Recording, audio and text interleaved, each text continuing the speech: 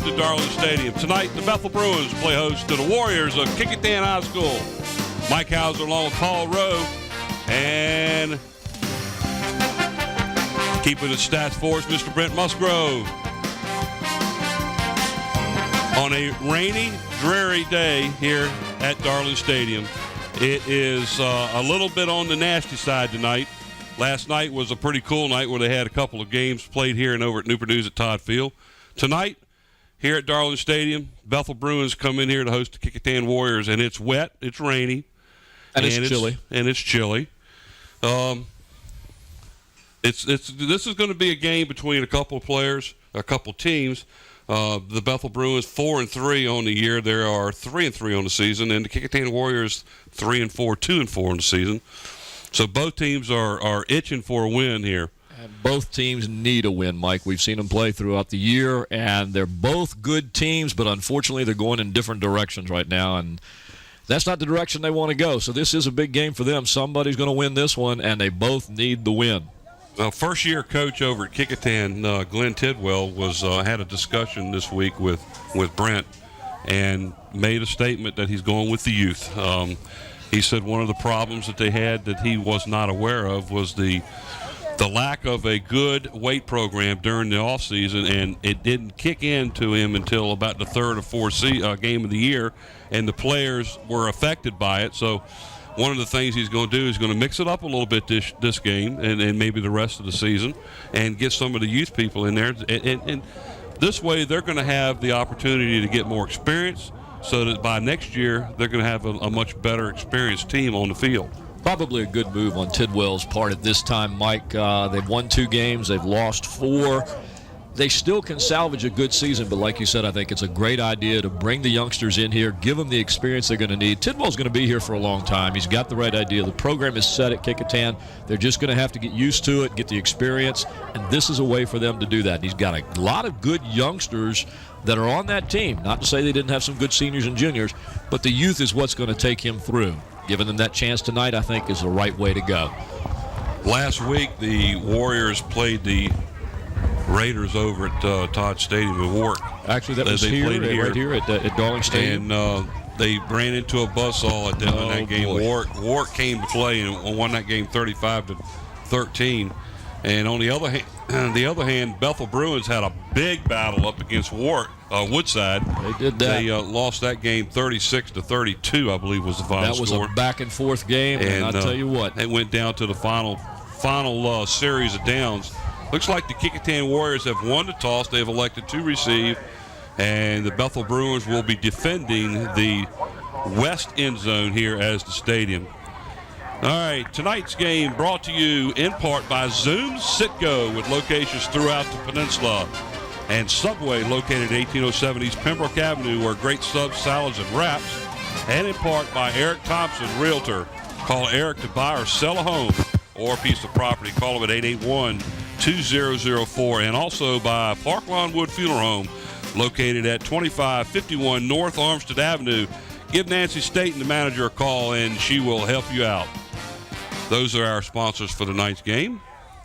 And Mike, tonight with us, as always, we've got our great production crew out here with us. We know it's a rainy night, a little bit of a cold and chilly night, but on the cameras we've got Nate Braxton, Susan Bowers, Ron Baton, and Steve Fryer. For graphics and animation, we have our old friend Andy Foley.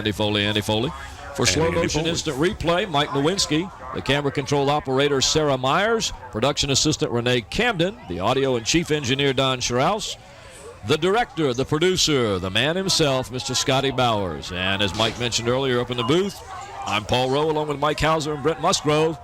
We're bringing you WHCS Channel 46 Sports, and it's Peninsula District Football, Kecoughtan High School in Bethel.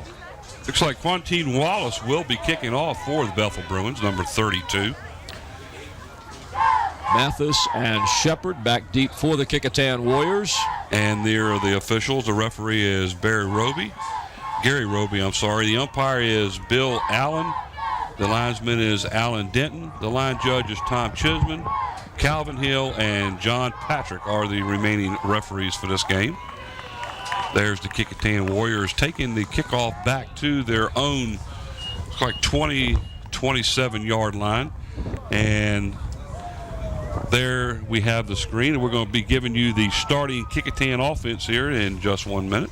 And here it is for the Warriors. Number 1, Isaiah Shepard, the running back. Number 2, Earl Peoples, the running back. Number 9, Dakota Mathis, the running back. Earl Peoples, actually the quarterback. Number 12, Ryan Suedo is an end. Number 22, Elvon George, running back. Number 33, Travis McBride, wide receiver. Number 51, Charlie Hellman, lineman. Number 52, Terry Thomas, lineman. Number 55, Chris LaFou, lineman. Number 68, Raymond Williams. Number 71, Patrick Amick.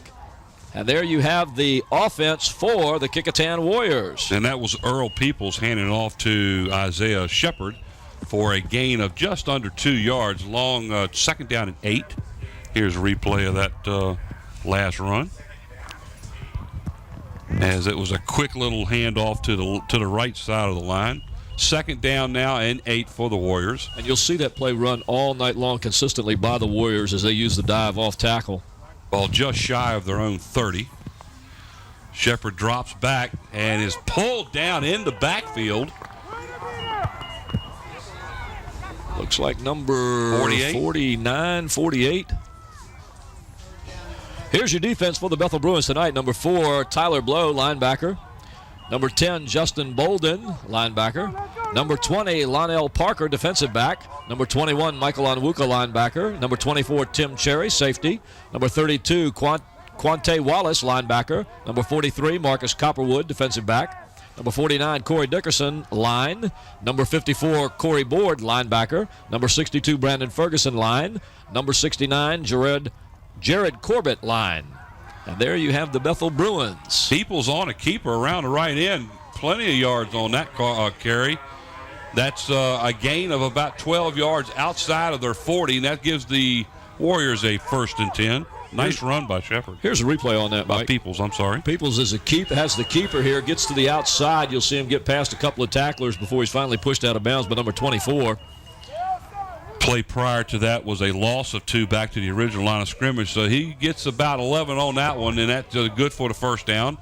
1st and 10, Warriors at their own 41-yard line. Early here in the first period of play, still no score. This is the opening drive of the game for the Warriors. Peoples drops back again. There's that handoff up the middle, and that is not Shepard. Must be Mathis on that one, or Elvon George, number 22, it appears to be. Number Elvon George. George gets the handoff, the quick slant or dive right off the right side. And again, Mike, Kecoughtan is prone to doing this. They'll do that short dive off the left side, the right side. Their workhorse is Isaiah Shepard, 78 carries this year for 461 yards, averages about 66 yards a game, not gain. Gain of almost 4 on the play. 2nd down and 6. Timeout by the Warriors here early in the first quarter. No score. 9:47 left in the first quarter. We're at Darling Stadium. This is WHCS Channel 46, bringing you Peninsula District sports tonight. Football, Kecoughtan and Bethel. Mike, there's some of our crowd. Look at the Mike Hauser along with Paul Rowe and Brent Musgrove doing the stats for us tonight. As always, over there just as busy, and our friend Tim taking care of the scoreboard. If he gets a little lonely over there, maybe he can count the fans out there for us. Let us know how many there are. You saw them there with their umbrellas up. They're braving this weather to come out here and watch the football game tonight. And there's some more right there. Want to thank the folks here at Darling Stadium for making sure we had a place to play tonight, because from what I understand, they lost all the power and the lights last night. I heard that. The entire visitor side went out on them. They were in the dark. They were attempting most of the day with the electricians to get it fixed, and there seemed to be pretty bright tonight, I'll tell you. I wonder if they were playing on this side of the field mostly all night long. Well, I think Gloucester wanted to do that, but as the Phantoms won that game pretty easily. 2nd down and 6 now for the Warriors. Nice pitch back over here to Shepard around the right end. Big yardage all the way out near the Bethel 45. It looks like, or the 35. Looks like they're going to mark it at the 36. Nice game, but there is a flag in the backfield. Personal foul is going to be the call. Oh, gracious. It's roughing the passer. Well, it couldn't be roughing the passer. Here we got a pitch. You can see Shepard with a quick burst of speed once he gets toward the sideline, picks up some good yardage. Well, they called a personal foul. It was back there at the pitch of the ball, so I wonder maybe if Peoples was hit pretty hard after the pitch. Late hit, possibly. I'm not sure if the referees are mic'd for tonight's game. Well, we haven't heard them up here yet, so let's see what happens if we can see. Well, here comes the call right here. Here's a personal foul. And there's the pitch. You can see, watch the upper left-hand corner top of your screen now. You see, possibly where he throws him there at the very end, Mike. Looks like he had the quarterback Peoples wrapped up and kind of carried him, and then you saw as he twisted him and tossed him down. That was a big penalty, yeah, it too, was. That'll because be from the end of the play. Not only was it a big run, about, 16 or 17 yards, 20 yards on the run, thank you, Brent, and an additional 15 after that. So 35 yards down the field further, all the way down inside of the 25 to about the 21, where Kecoughtan has a 1st and 10. Let's see if they can take advantage of this early in the game. Peoples again hands the ball off. This time it's fumbled. Bethel has come up with the ball. He's got some blocking. And down he goes at the 50-yard line. That must have been a bad handoff. The handoff was to Shepard, and I believe Shepard dropped the ball. There was miscommunication there as the handoff did not go where it was supposed to go. You saw it drop. Watch the replay here. And Jared Corbett, number 69, comes up with the ball. There you can see Peoples hands it off. It just kind of bounces off Elvon George and drops right. And there is number Corbett, 60. The 69. He picks. Is that 69? Yeah, picks the ball up and takes off running with it. And I don't blame him. I would too if I found something down there like that. Well, so big change of fortune for the Bruins. After the fumble and return, they have the ball 1st and 10 now at their own 49-yard line. It's like quarterbacking the Bruins is number 2, and that's McGlone English. Back to pass. Sets up and throws deep down the sideline. Interception, and he's got right to him. If he gets by this one, he may go. He get knocked out of bounds. And that looked like Dakota Mathis, number 9. And you're right, Mike. That pass went right to him. That was. Watch the replay of this. You'll see McGlone go back. Good, strong throw, but unfortunately, it's thrown right to a Kecoughtan Warrior. There's your problem right there. You had 2 Bethel players side by side, which in turn allowed a Bruin player or a Warrior player to be at the spot. Well, you had good coverage by the Warrior defense that time. You had 2 receivers in that area, so you had 1 defender underneath and 1 up top, and they had them covered real well. And it's tough to force a pass into that situation, but unfortunately, McGlone English did. Back-to-back turnovers. Now the Warriors have the ball back again, 1st and 10 at the Bethel 33-yard line.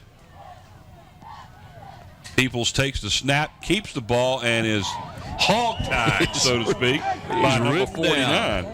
That's Corey Dickerson. He got a hold of him and just rode him on the back. Well, that's one way to get the ball carrier down, Mike. I'll tell you what, watch this. That was almost giddy up. He gets into the backfield and just boom, right on top of it. He carries him for about 3 yards before he finally went down. Good tackle. Loss of 2 on the play. That's going to bring up 2nd down and 12 with the ball resting at the Bruin 35. About midway through the first quarter, no score. Here on a cool, very cool, drizzly night. Peoples hands the ball off to Shepard up the middle on a little bit of a draw play, little delay play. Gets all the way down inside the 25, down near the 21. That's going to be good enough for a 1st down. Mike, that was a nice counter play there, and we'll get this on the replay. Watch this as he cuts across. Nice handoff, nice opening. Good yardage on that play. That's some good downfield blocking right there. 1st and 10 at the 21 now for the Warriors as they are on a drive after the interception. So once again, the Warriors down deep into Bethel territory. We'll see this time if they can hold on to the ball. Peoples again under center. Time he keeps it. No, he did hand the ball off. Right straight up the middle, and I believe that's to Elron George. Nice run, 21-yard give right up the middle, all the way in for the score. Elvon George just sprinted through that line like it wasn't there, and once he got on the other side, he accelerated, and there was nobody that was going to catch him. Here's a replay, Mike. You see Elvon George right there as he comes off the tackle, bounces to the outside, and nobody touches him. Tell you, the person who really sold that play was Isaiah Shepard. Yes, he did. When the ball was snapped, he rolled and started running towards us in this direction, and he pulled the defense with him, thinking it was going to be a pitch play. Mm-hmm. And the defense that was trying to get to him got stopped by a wall of blockers. Alejandro in for the extra point. Got a lot of foot in it, partially blocked, and it's good. So Kecoughtan takes the lead 7-0. 7:56 here in the first quarter. You're at Darling Stadium watching WHCS, Channel 46 Sports.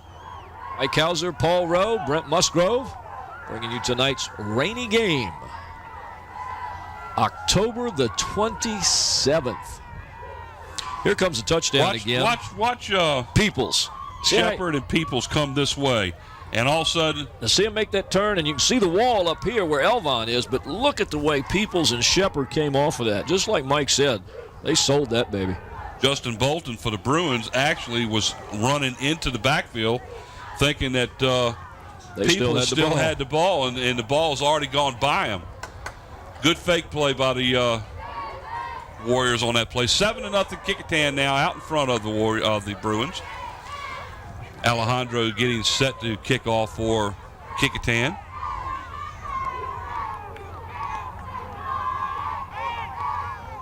Trying to see who's back deep there for the Bethel Bruins. Mike, can you catch them? Number 20? Yeah, 20 and 14. Lonnell Parker and Jontel Evans. Evans, the workhorse running back. There's a kick. It's kind of squibbed up the middle. Picked up by one of the side players over there and carried the ball out to the 32-yard line where he's brought down. That looked like number 43, Marcus Copperwood. Here's your Bethel offense. Number 1, Antoine Jarvis, wide receiver. Number 2, Arius McClone English, the quarterback. Number 14, Jontel Evans, the running back. Number 32, Quante Wallace, the running back. Number 51, Philip Douglas, the outside offensive lineman. Number 55, Clifford Buckridge, lineman. Number 58, Derek Moore, lineman. Number 65, Brian Hobday, center. Number 75, Darian Harris, lineman. Number 83, William Weaver, wide receiver. Number 89, Drew Copley, tight end. There you have them, ladies and gentlemen, the Bethel Bruins offense. Is a handoff in the backfield. That is to number 14, Jontel Evans. And Evans, he should have kept going. Catch him. If he had kept going, he'd have got more yardage. He cuts back to the inside and is brought down at about the 25. And, Mike, that was a busted play that he turned into a big gain. Looks like about 43 yards on that play. Here's the replay of the see him stopped on one side. He goes the other way, and let's see if he would have had better off going straight here, and he slowed down. And he picked up about 5 or 6 more yards after he slowed down. Yeah, he might have got pushed out of bounds over there if he'd have continued. 1st and 10, Bethel now. There he goes again. Same runner, number 14. Jontel Evans up the middle. Looks like he may have gotten back to the line of scrimmage. And here's your Warrior defense tonight. Number 1, Isaiah Shepard. In the backfield, number 3, Alex Rogers, safety. Number 7, William Tate, linebacker. Number 9, Dakota Mathis, linebacker. Number 10, Derek Mayo, linebacker. Number 12, Ryan Suedo, defensive end. Number 20, Grant West, linebacker. Number 24, Chappelle Riley, backfield. Number 31, Victor Lawson, back. Number 52, Terry Thomas, end. And number 56, Calvin Ruffin, nose guard. Ooh. There's a handoff, I believe, again to Jontel Evans. This time he loses about a yard. He loses 2 yards on the play back to the 26-yard line. That's going to bring up 3rd down and 11. So Evans takes the snap and is dropped in his backfield. Handoff in the backfield. Somebody submarined right in there. Picked that one up. Jontel Evans, the leading rusher for the Bethel Bruins, has 175 rushing attempts for 976 yards in 7 games. That's a pretty good average. Bad at all. Back to pass over the middle, wide open. It's completed to Antoine Jarvis down near the 15-yard line, which would be close to a first down. Depends on where they set it down. If he's on the 15, it should be a first down. You see McGlone English go back. He's got his receiver spotted all the way. Nice catch. Once again, he's throwing into almost triple coverage here. Now, look where they marked it, guys. They marked the ball on the 15. They're carrying the ball all the way over to the side judge instead of marking it where he was put down.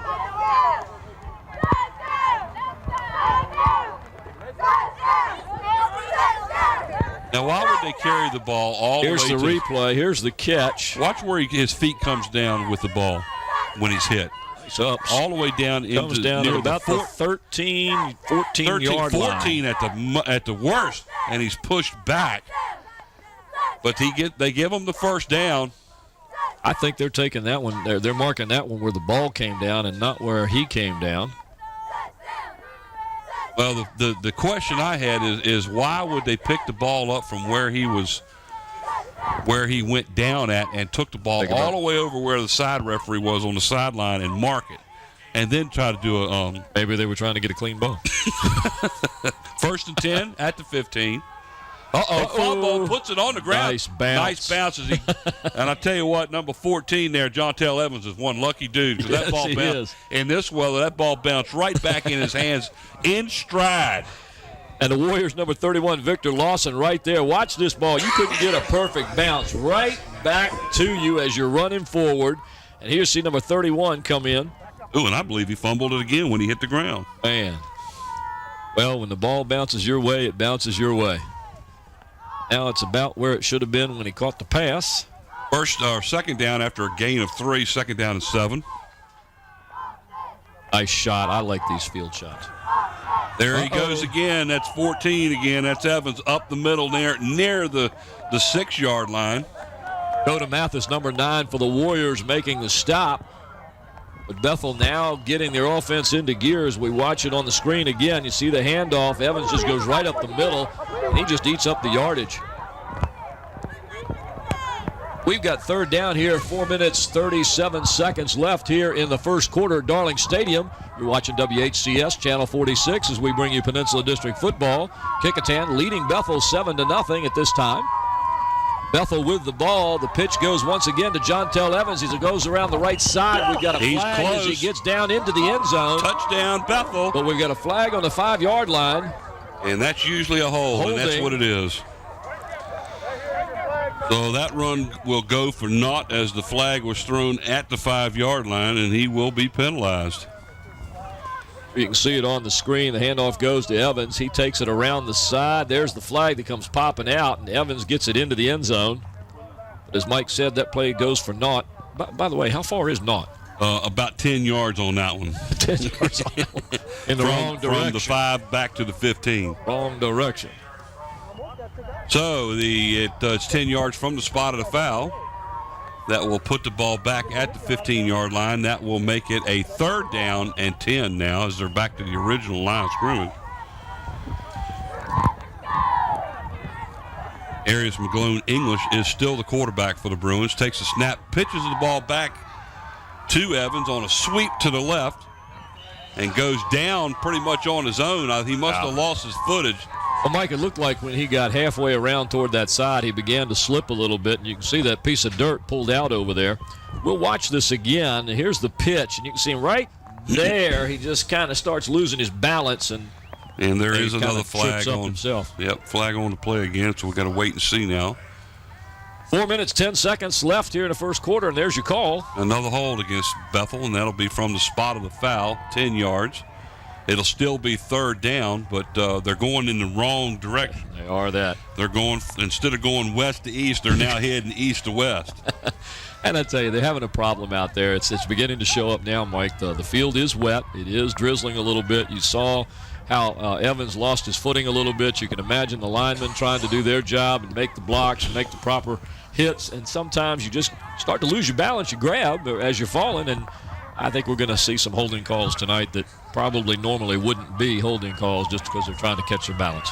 Third down now and 15 with the ball sitting at the 14 or at the 19-yard line. Big play here for the Bruins. Back into shotgun, back to throw. Got a man underneath. He pulls it back and starts running. Gets around one and then just gets leveled. Looks like is that number 20? Grant West, or is it 28? I think it was 22, Elvon George. It could be George, 22. Let's see if we can see it on the screen It's here. not going to be too long before we're not going to be able to see these numbers.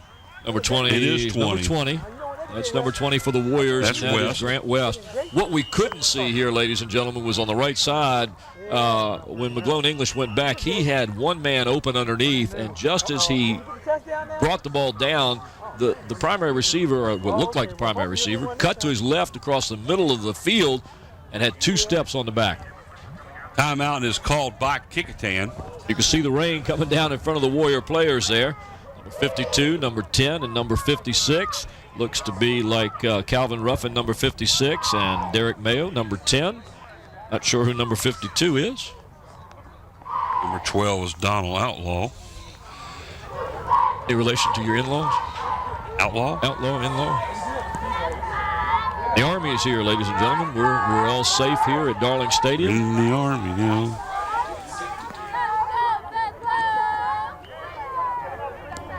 The rain, sleet, shine, or snow. Oh, that's the postman. We still had 3:36. 3:36. 3:36 to go here in the first quarter of play. You're watching WHCS TV, Channel 46. It is October the 27th. It's a Friday night, and we're watching Friday Night Football. Mike Hauser, Paul Rowe, and Brent Musgrove. Friday Night Lights, huh?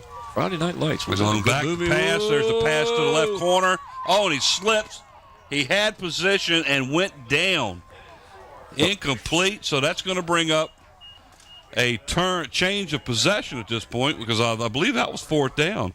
That was 4th down, and that pass was well over his head, too. That was not going to be a completion at all. He might have had him open there if he'd have got it a little down, but you can see this pass just sails right over everybody there. You're not going to catch that one, even if you could get back there in time. So Bethel's going to attempt the field goal here. No, they're not. They turned the ball over. Oh, they turned it over. Yeah, it's 1st and 10 Kecoughtan. Thought that was 3rd down. No, I thought it was 3rd down too, but when I looked over there after the play, they had changed it to 4, so they went on a 4th down. It was no good. That was a good timeout called by the Warriors as they stopped them on that drive. They take over 1st and 10 at their own 16-yard line. There's a handoff up the middle, I believe, to Elvon George.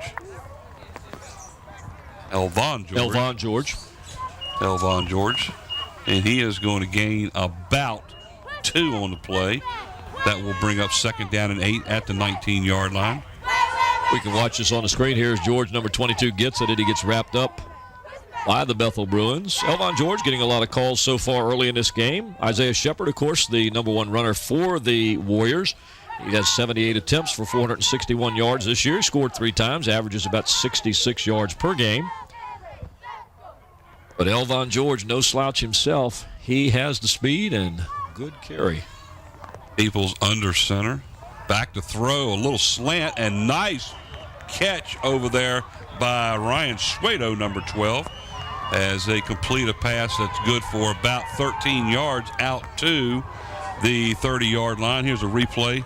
Quick nice pass, and down Ryan goes, and there's his catching ability, as he is their starting catcher over at Kecoughtan. For the baseball team.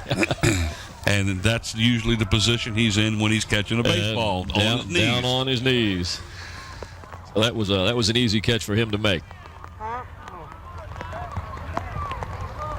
1st and 10 now from the 30 for Kecoughtan. There is a handoff, I believe, again to Elvon George for about 2. Out to about the 32-yard line. That's going to bring up 2nd down and 8.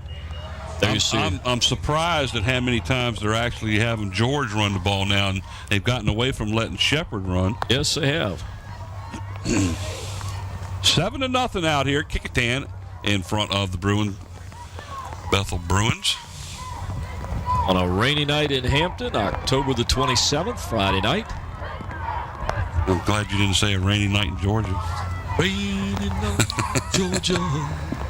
Peoples on a handoff again, And I believe he fumbled the ball. He did. He did. That was another one of those situations where the wet weather affected the handoff.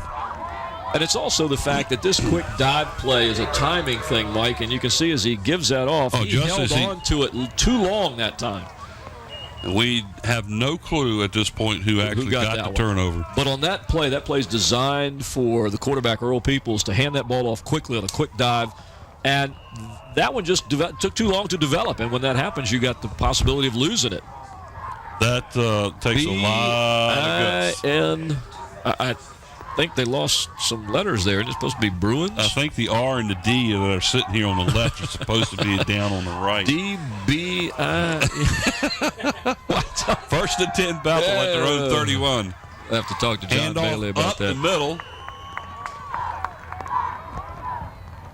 Good yardage on that play. Alex Rogers making the stop for the Warriors. I believe that was Jontel Evans on the carry. Nice run of a gain of about 9.5, just shy of a first down. I apologize. That was Victor Lawson, number 31, grabbing him first as he went through the line. And Jontel Evans is doing a good job back here for the Bruins tonight. He's a workhorse, Mike. We've seen him play a couple times, and I've seen him play some other times, and they just give him the ball, and let him run. And here he goes again after a pitch from McGlone English. He's going to get lots of yardage there, and first down near the 10-yard line as the Bruins again threatened to score to try to tie this game up. Looked like he was tripped up by one of his own players. Let's see if we can see it here. See the pitch. He comes to the near side, and he just ran into number 9, Mathis. First and 10 now for Bethel at the 12-yard line. This quarter's winding down. We've got under 40 seconds here at Darling Stadium. The score is still Kecoughtan 7 and Bethel 0. You're watching WHCS Channel 46 Sports on a Friday night, where we bring you high school football. English back to throw, a little screen pass out here to number 36. Travis Parker on the catch. Down inside the 10 to about the 9-yard line. That's going to be a gain of about 3 on the play. Second down and 7 for the Bruins. Both teams, Mike, showing a propensity to pass here early in the game. You would think on a rainy, wet day like this, they would keep the ball on the ground. They're putting it up. 20 seconds to go now in the first period. It's been a long first period. Yes, it has. And not too many penalties either. Handoff up the middle to Evans. He's going to get down inside the 10 near the 6. We have to wait and see where he marks it. This will probably be the last play of the first quarter. 6 seconds, 5 seconds. We have an injured Bethel player hobbling off right now. Here you see the handoff going to Evans. He takes it off the left side. He hits a wall of players. But, he still picks up yardage, Mike. Even though he runs into a wall of tacklers, he slips through there and picks up about 2 or 3 yards. But there's the end of the first quarter, Mike. We're Darling Stadium with the score, Kecoughtan 7 and Bethel 0. WHCS Channel 46 bringing you Peninsula District football on a Friday night. On a wet and gloomy Friday night. That's number 36, Travis Parker. Hello, Renee. Coming off Look the at field. this. Singing in the rain. I'm dancing in the rain. I'm singing and dancing. She looked like she was awful wet. Feeling no pain. You can see it raining. Let's watch this last play. Watch this hit. Them right there getting bent backwards. Boom. Just bends him. Ooh, that hurts. So at the end of the first period of play, Kecoughtan 6 and Bethel 0. What do we have here? A note. Oh my! This is from our statistician. It is 7-0. What did I say? I thought you said 7-0. And there's somebody watching the game on the game. No, he's taking a picture. Yeah. Well, I thought he was watching the game on a little monitor. Hello, darling. Now she's not cold. She's got the right clothing on there. Nice now, warm jacket. Jontel Evans for the Bruins went over 1,000 yards on the season on his first carry. In the first period of play, Jontel Evans has 71 yards rushing. Woo. so far. That's Man, good. He only needed 24 to get 1,000. I told you he's having a good game so far. He's a workhorse, too. And here he goes again. This time he scoots out to the left and he scores. So Jontel Evans gets the Bruins out on the scoreboard, and there is a flag again in the backfield. Looks like we're going to have another holding. So instead of a second touchdown, it will be called back also. Now that's twice the Bethel Bruins have been hurt by holding. And on Let's see if we can see the actual hold. I don't see the holding there from the ground level. I like the ground level shots. Excellent shots by our camera crew down there. So that's going to nullify a nice run by Evans of about 6 yards for a touchdown. And instead of it being a touchdown, it's going to be a third down and a bunch because they're going to mark it off 10 yards from the 6-yard line. Let's see where they set it down. It should be at about the 16. Third down and a long. Let's see. It should be. That's 16. Right. Your eyes are good tonight. Should be third down and about 15 now. They can get a first down without scoring. Impressed. You're wearing your glasses and everything. You don't even need the binoculars tonight. You did a great job. I told you I had to have them redone again, right? The doctor says it's called enhancing. I need some of that. I need to be enhanced so I can see. So here we go. He drops back to throw. Nobody there. They're covered. They're covered. Nice little screen back here, and it is. Now, well, did they call that an incomplete pass? And that's what they called it. Let's look at a replay of that when they get a chance to see if that was actually a backwards pass or not. Hard to tell from here because we're at a different angle. But you can. Now let's see where he stands and he throws. He's on about the. Well, there you can see it. He's right. Oh, he's back 25. On the 25. So that was close. Ladies and gentlemen, that very well could have been a backwards pass. But either way, it's complete.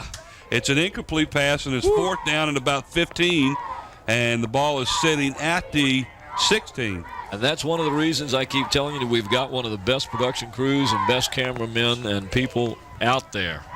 Look at that young man. I like that baseball cap. And Bethel right now is currently a little bit confused as to what they want to do. They have players running on and off. Finally, they call timeout before they get penalized another 5 yards. Yeah, they don't need to do that. They've got fourth down here, and they're obviously going to try and go for the first down or the score, one or the other. Well, they went on fourth down already once and did not make it, so they're going to try it again this time. I'm surprised as close as they are, they don't try at least for an attempted field goal, but maybe with the weather as wet as it is, they need to keep it in there. I think I'd take my chances. I think I'd take my chances on picking up some points here. It's still early in the second quarter. We've got 11:41 left to go in the half. I think I'd like to pick up some points. Bethel's been down into the red zone several times already. Mike lost the ball on fumbles, gave it up on downs. They're going to come out with some points on that. We have a little bit closer game right now. Correct. There's some more people braving this. I won't call it a hard rain. It's just a nice, light, steady rain. That's all it is. Weather report tonight said we're supposed to pick up and get heavier and heavier as the night goes on. Maybe 1 or 2 inches of rain, but. Well, I'll tell you, one of the things we really need to do is commend the staff here at Darling Stadium because what a great job they've done on this field.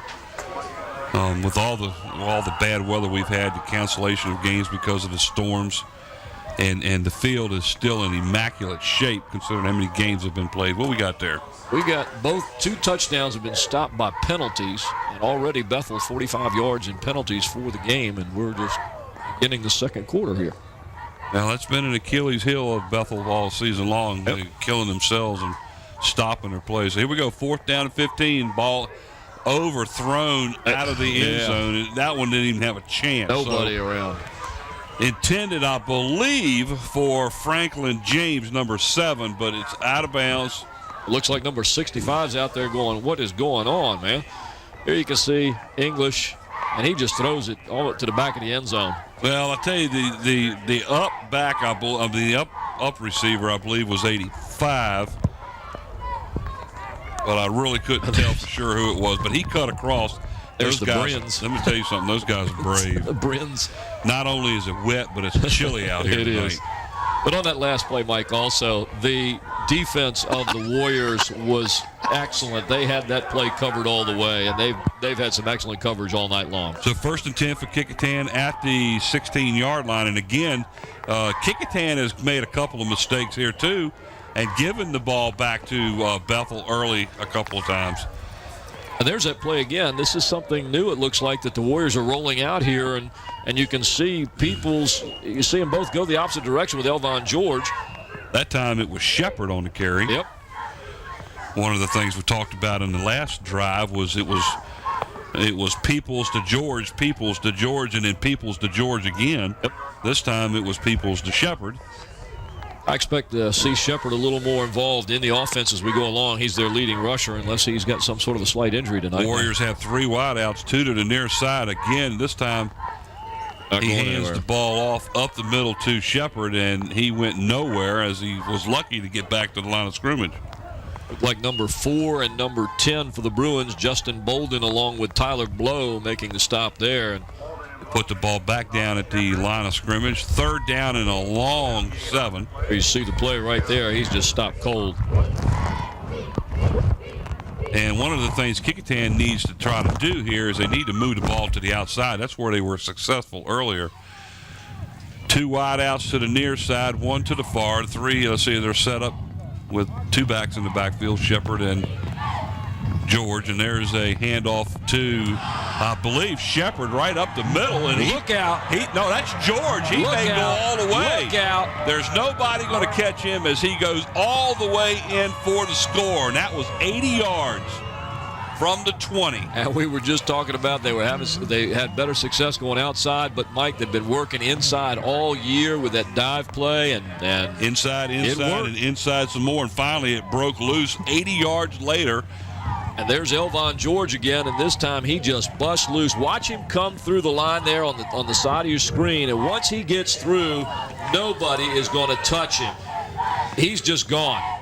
One man had an outside shot, but George is just picking up speed as he goes down the field, and that's 6 points more for the Warriors. So Alejandro now will attempt to make it 14 out of the hold of Peoples, where it really gets interesting when it's wet. Squib. There's the snap. Low snap. He got it through, and it's good. It's good. So the Kecoughtan Warriors, 10 minutes and 2 seconds to go here in the second period of play, have extended their lead now to 14-0 as we can see the scoreboard there. There we go. Both of us kind of squinting at it that time. Once again, we're at Darling Stadium. It's October the 27th, Friday night. The Warriors 14, the Bruins 0. You're watching WHCS Channel 46 Sports, where we bring you Peninsula District football.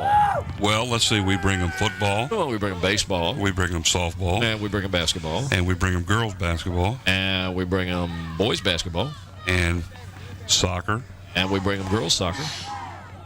Did we bring them field hockey? Oh, no. I don't think we bring them field hockey. Maybe that's something we can look into. One more, you know. What do you think, Scotty? Got it in the budget?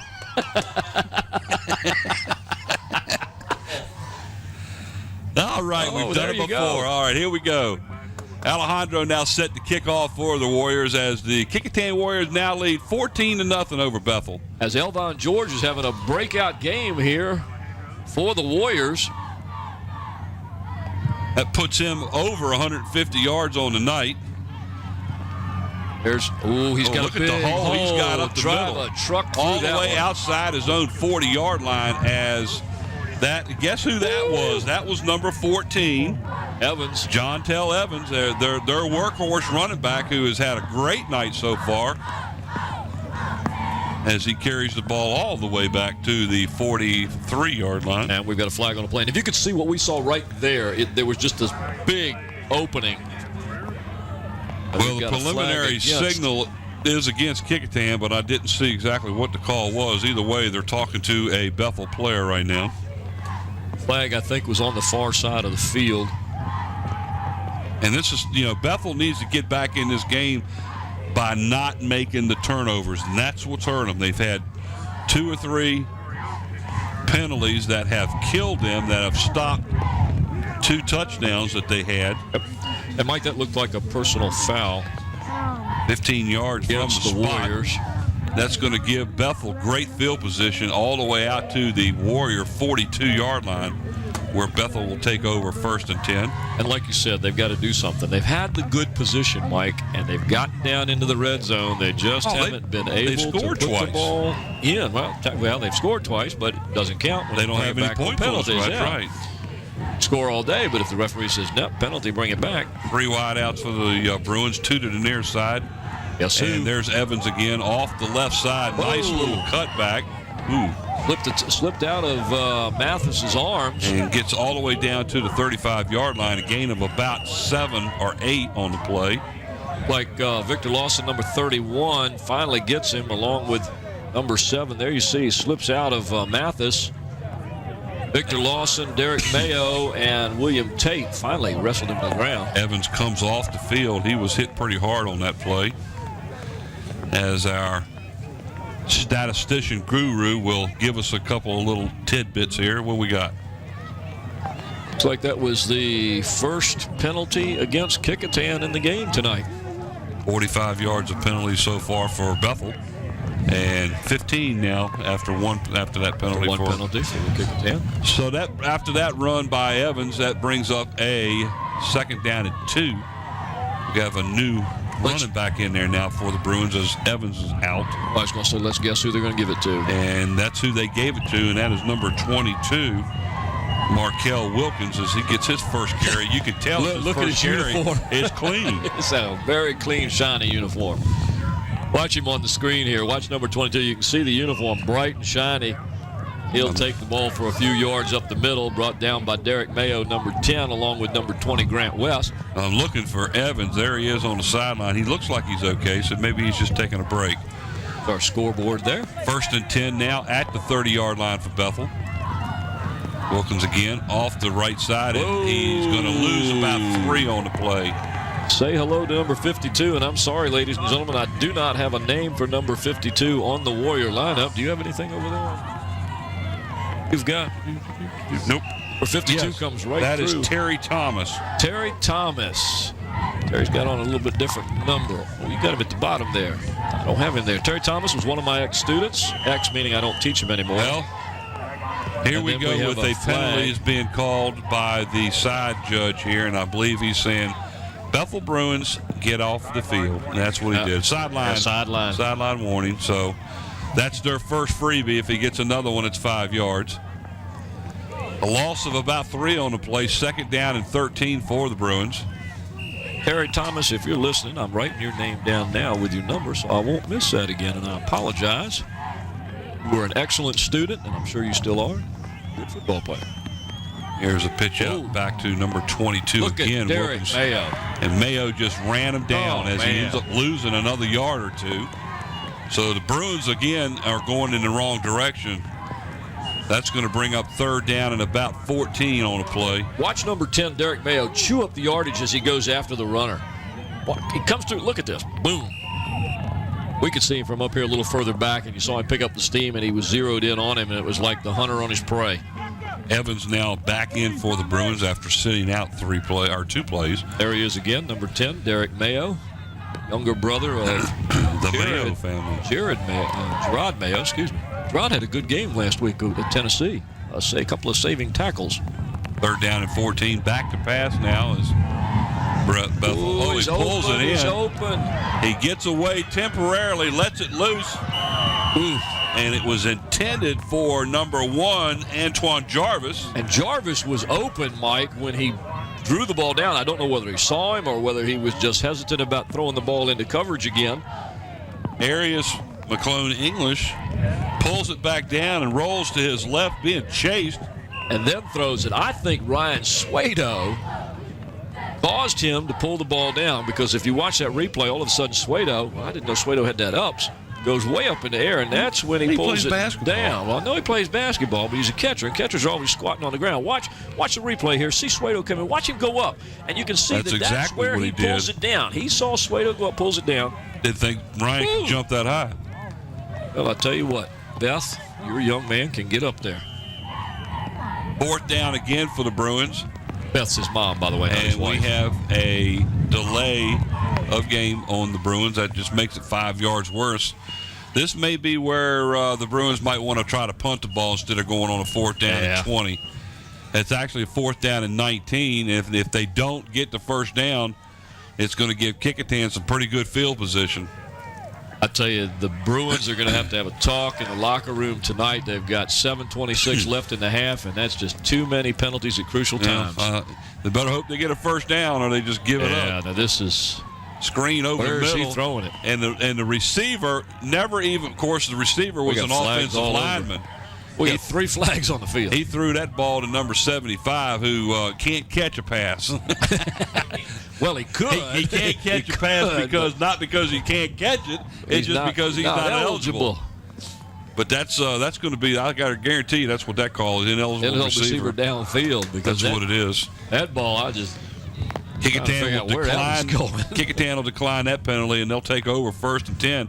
And like I said, they gave them great field position all the way at their own 39-yard lines. They had to go 19 yards on a 4th down play.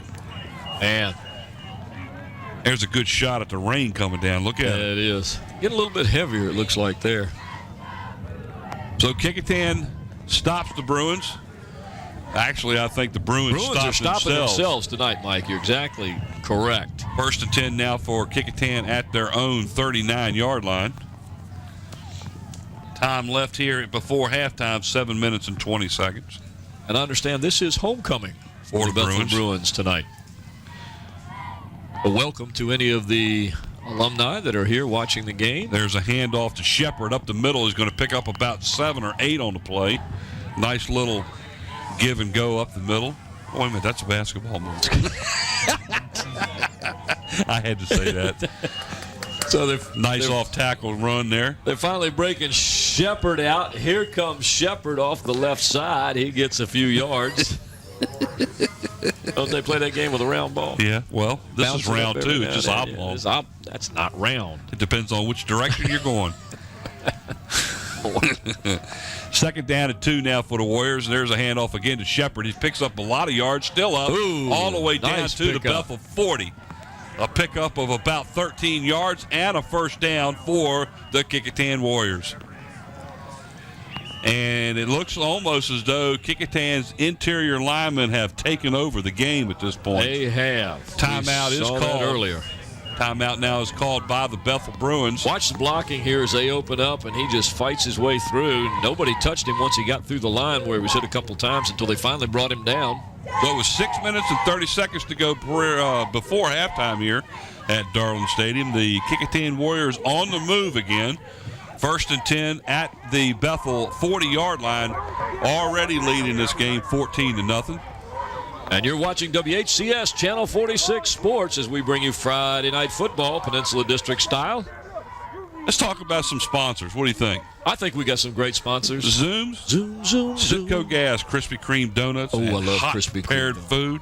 That's the box and one. You know what the box and one is? The box. Yes, I do. That's when you have 4 players guarding one man. No. You're not supposed to know nothing about basketball. That's remember? Right. I'm not supposed to know anything about that. The box and one. That's something you get specifically at Zoom. That is never mind. Mr. Killen's not up here.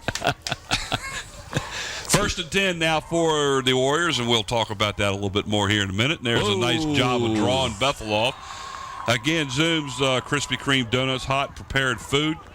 Try them out. They do a very good job, as Mr. Allen and his crew have done great for us here over the years. Here's a replay of that last pulling them offside. Watch. 1, 2, 3, jump. Jump. Looks like about 3 of them went. That's what I said, 1, 2, 3. Also, Subway sandwiches over there on Pembroke Avenue. Dine in or dine out. Doesn't matter. Order a box lunch, party platters, special for your next group meeting or gathering. Here we go. There's another handoff up the middle. This time it looks like it is gone to Shepard. And he was stopped for about a yard gain to the 34. This time he didn't pick up too much this time. 2nd down and 4. Mike, our wonderful statistician, Brent Musgrove, just handed me a card already. Kecoughtan in the game, 173 rushing yards. They usually average 137 a game. And they've got 173 in the first half. Second down and 4 now for the Warriors at the 34-yard line. There's a handoff up the middle, and I believe that is Elvon George all the way down inside the 20 near the 16-yard line. Great run. And did you see the line surge on that, Mike? First down, a 10 again for the Warriors. Watch him scoot through that hole. Look at this. Boom, he puts his head down, takes off running, and just breaks free. Look at the line out there. Look at the blocking he's got, the players out there. My goodness. Also, by the way, don't forget we have the player of the games that we have to put out tonight, between one for each team. That the shirts are brought to us by Tidewater Team Sports, located at Cannon Boulevard in Oyster Point. Mike, this is one of the better rushing games I've seen from the Warriors this year, and I've seen quite a few of their games. Hand off to Shepard on a give to the right side of the line this time. Picks up about 4 or 5. Tidewater Team Sports, located at Oyster Point, Newport News, your one-stop sports headquarters for screen printing, embroidery, uniforms, and apparel. Call David Chubb or Terry McNamara over at 594-0411. They'll help you out and give you all kind of good goodies. They do a good job for us of supplying these T-shirts that we hand out to our players of the games at each one of our contests. And we thank them for that, because that's a very nice thing for them to do. Second down and about 6 now for the Warriors. Oh, did they fumble it again? Ball, and I think the Bruins are going to take it. Looks like Shepard and George and Peoples ran into each other, and ball popped out, and another turnover. I mean, how many fumbles have we had in this game? Well, by at least Kecoughtan one too alone, many. 3. How many has Bethel done? Here's Peoples. Done? Peoples runs into Elvon George, and the ball just pops right out, and it looks like number 69 of the Bruins ends up with it. And that is Jared Colbert. Corbett. He's done a good job tonight. So the Bruins stave off another scoring attempt. Yep. And that could have been big trouble for the Bruins if they hadn't gotten this, because the Warriors were primed to score again. If they could have gone in at halftime up 21-0 or 20-0, that would have been a big one. So, changing the fumbles there. Bethel has 1 and Kecoughtan has 2 in this game. And that is number 14 again. Evans on the carry as he carries the ball out to the 15-yard line. Gain of about 2. Second down and 8 for the Bruins, as the clock still running at 4 minutes and 25 seconds to go here in the second quarter. Watch on the screen here as they give the ball to Evans, who's been getting the call on most all of the plays tonight. It almost looked like he was getting ready to lose the ball on that one. This rain is really that ball's going to get slippier as it goes through. And looks like Evans gets the ball again. This time he gets back to about the line of scrimmage, and that's it. He is down at the 15-yard line. No gain. Back to the line of scrimmage. Third down and 8. And it's amazing how well the Kecoughtan defense is playing tonight. You know, all the youth that they're playing. Here's the pitch to Evans, and he slides in and gets brought down. He didn't get back to the line of scrimmage. Not quite. They gave him a pretty good spot there as they set it down right on the 15. I thought the ball was about a half a yard behind that. Third down and 8 now for the Bruins. Another crucial play here. Back to pass. Over the middle. Overthrown. Intended for Antone Jarvis. And I think just about every pass that they've thrown has been overthrown. I know that's 4 of them that have gone way over the receiver's head. So this time on a fourth down, they're going to be forced to punt as the ball sits down on their own 15-yard line. Back to punt the ball for the Bethel Bruins is number 4, Tyler Blow. So the Warrior defense just steps it up here, and they shut down the Bruins as you see this pass going way over the receiver's head. Dakota Mathis is deep for the Bruins, back near his own 50-yard line.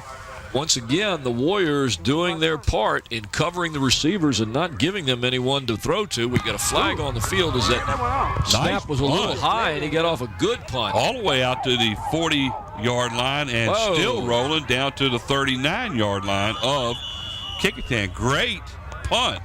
Got a flag on the sideline here, near sideline. There's one on the other side, too. Somebody was either moving or they were offside.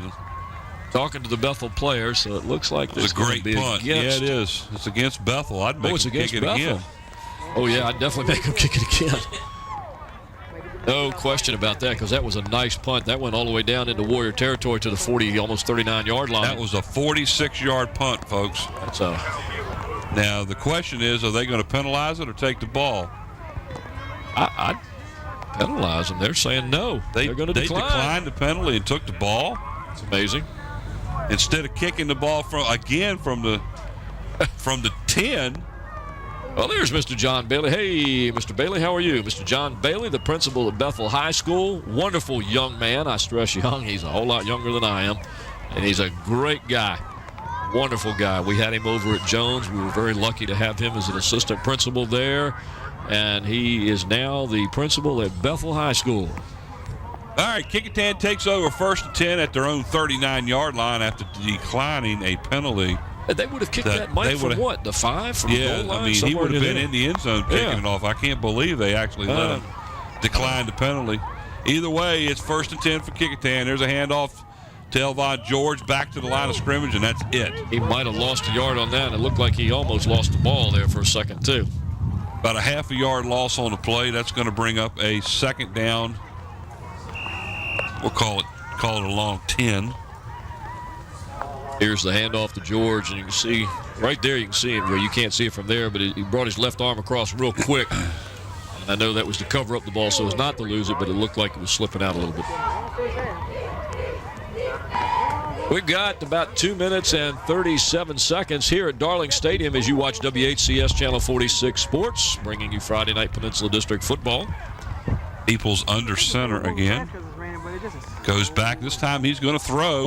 It was intended for Mathis. Off his hands and almost caught by number 33 over there, Travis McBride. And first time we said his name tonight. Mathis was open on that little slant.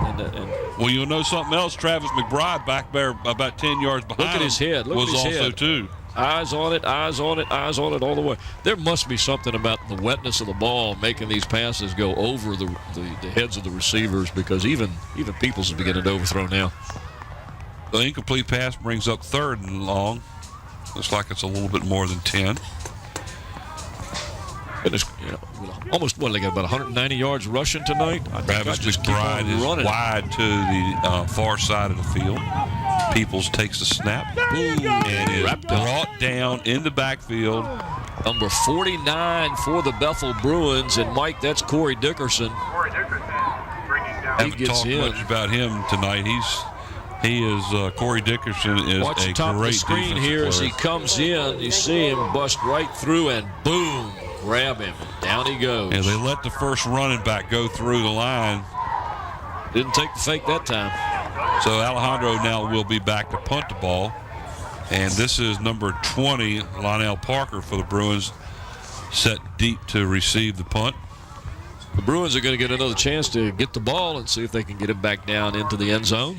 Low pound. Alejandro gets it off. Gets a great Kecoughtan bounce all the way out of bounds on the far side at about the 32-yard line.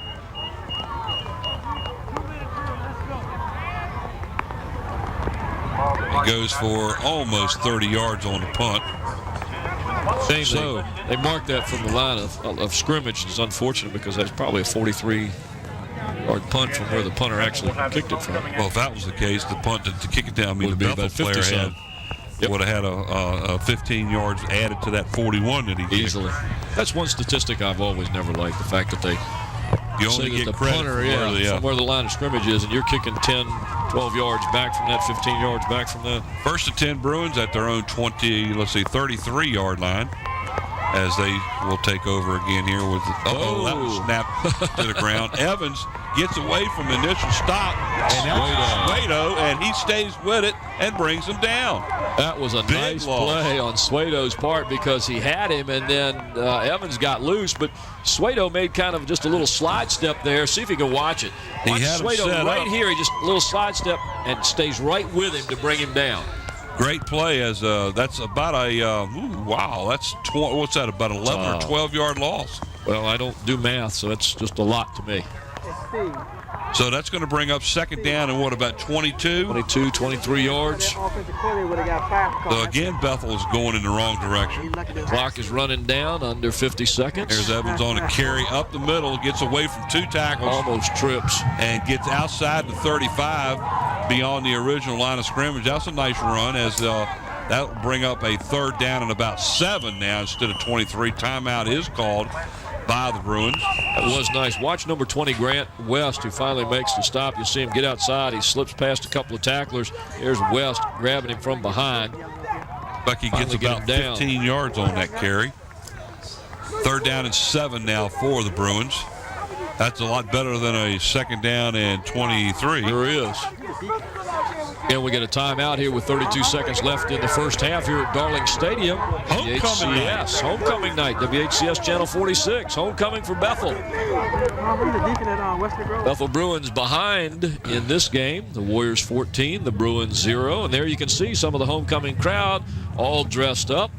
It's such a shame that it's raining tonight. It's the bad weather. No look at those lovely tonight. young ladies there. I'll tell you, hello, ladies. Bethel band is not here because of the weather, and it was nice that Kecoughtan's band, they came just long enough to play the national anthem, and then they left. They headed for cover. Maybe the rain will stop just long enough for these young men and women to go out on the field. They may not even go out on the field That's today. A pretty steady drizzle that's going out there right now. Yep. Here we go, third down and 7. Snap is a little low, and there's Evans again on a draw play. Nice run outside. He fumbles it.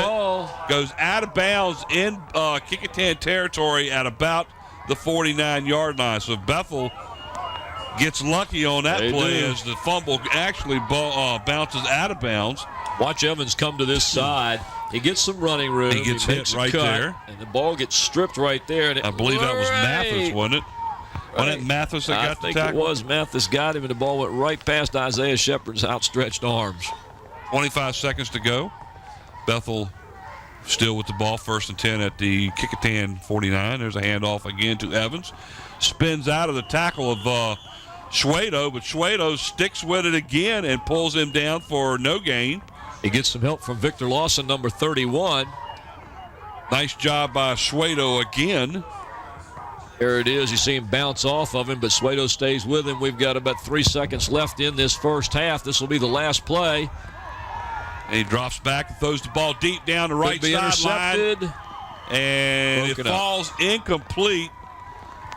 So we are at the end of the first half of play. Kecoughtan leads the Bethel Bruins by a score of 14-0. Mike Hauser along with Paul Rowe and Brent Musgrove, WHCS Channel 46 Sports. Stay tuned for second half action, and we will be back shortly.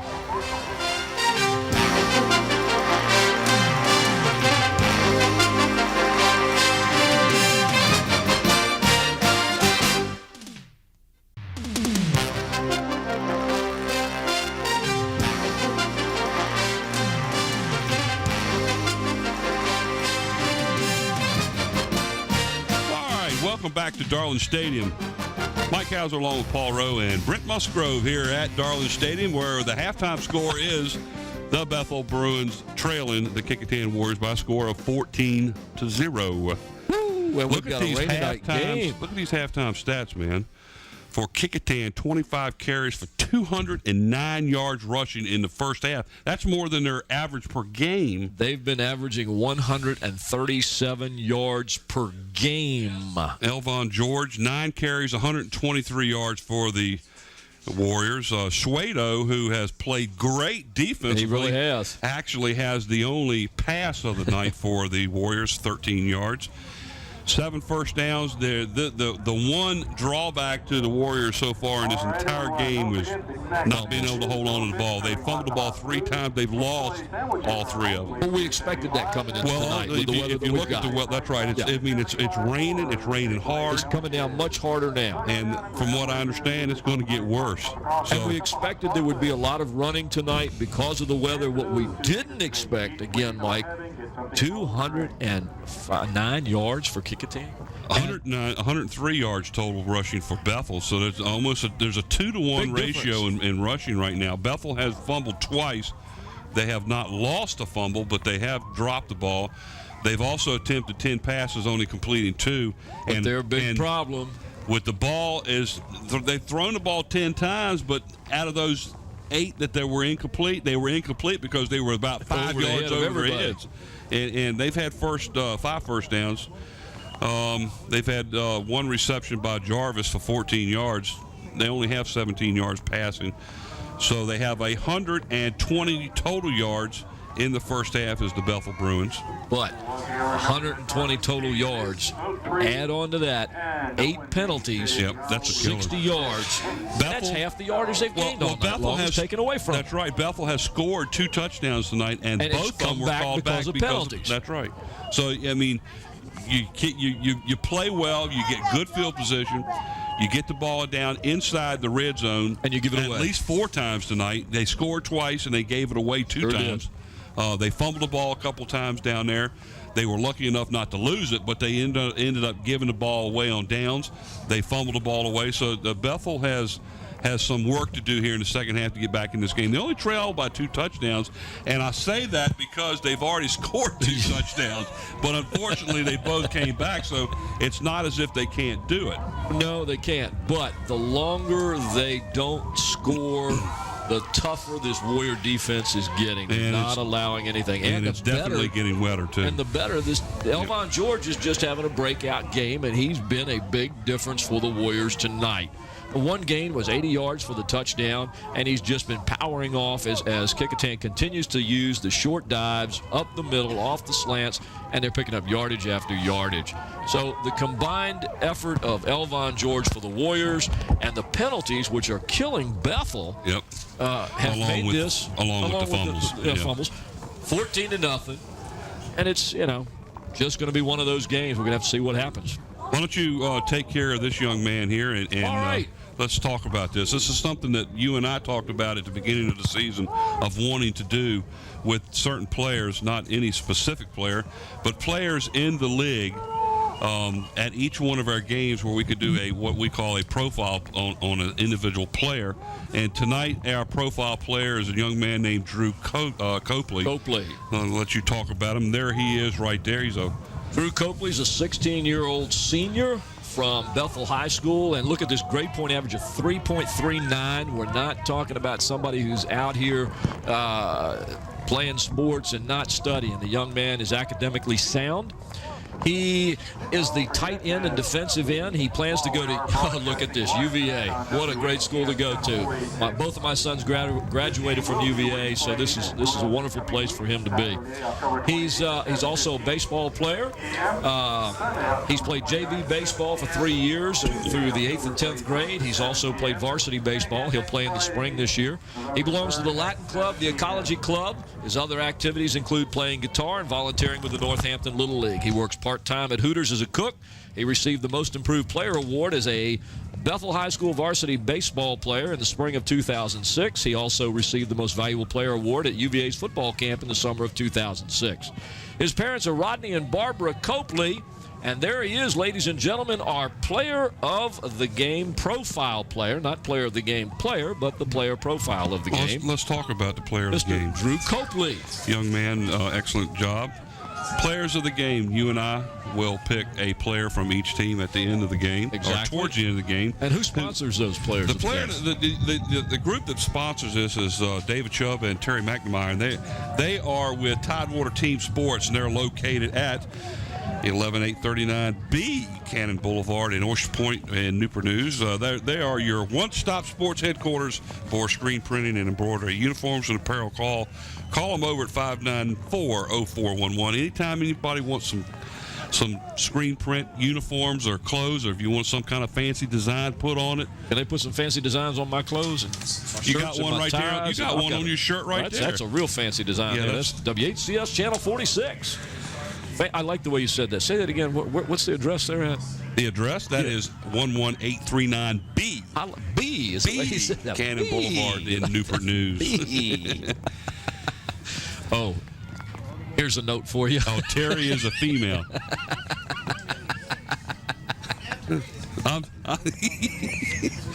He needed to read it. Thanks a lot there, Brent. I appreciate that.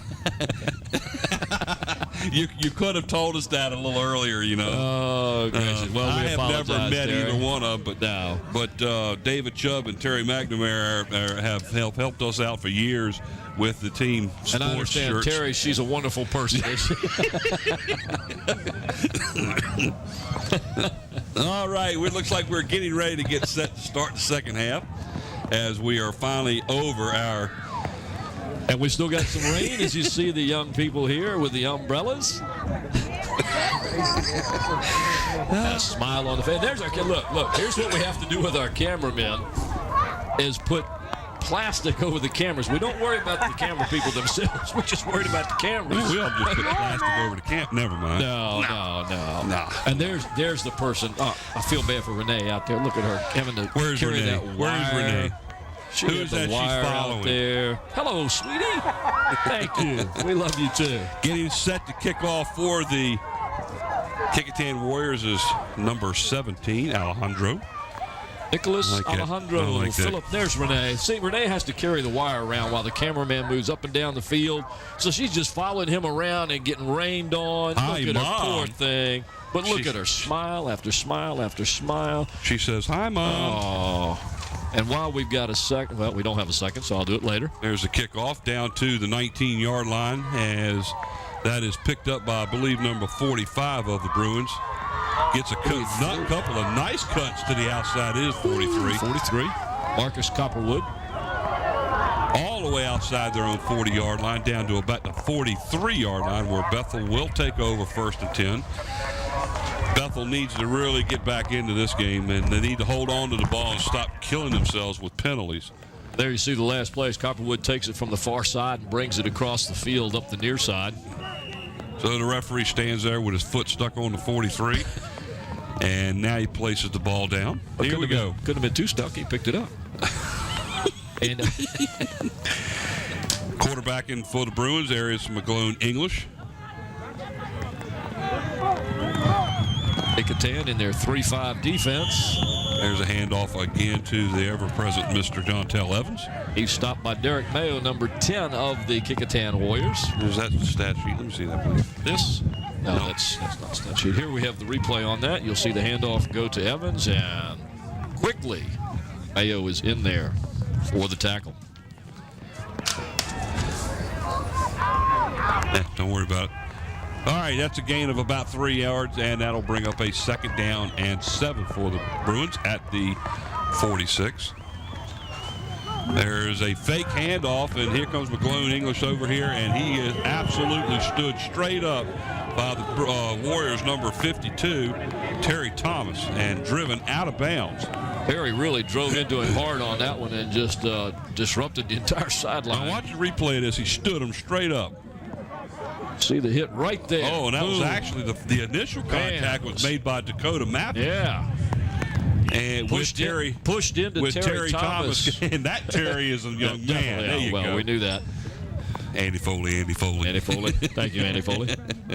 Once again, Terry. Gain of about a yard. 3rd down and 6 now for the Bruins at their own 47-yard line. Whoa.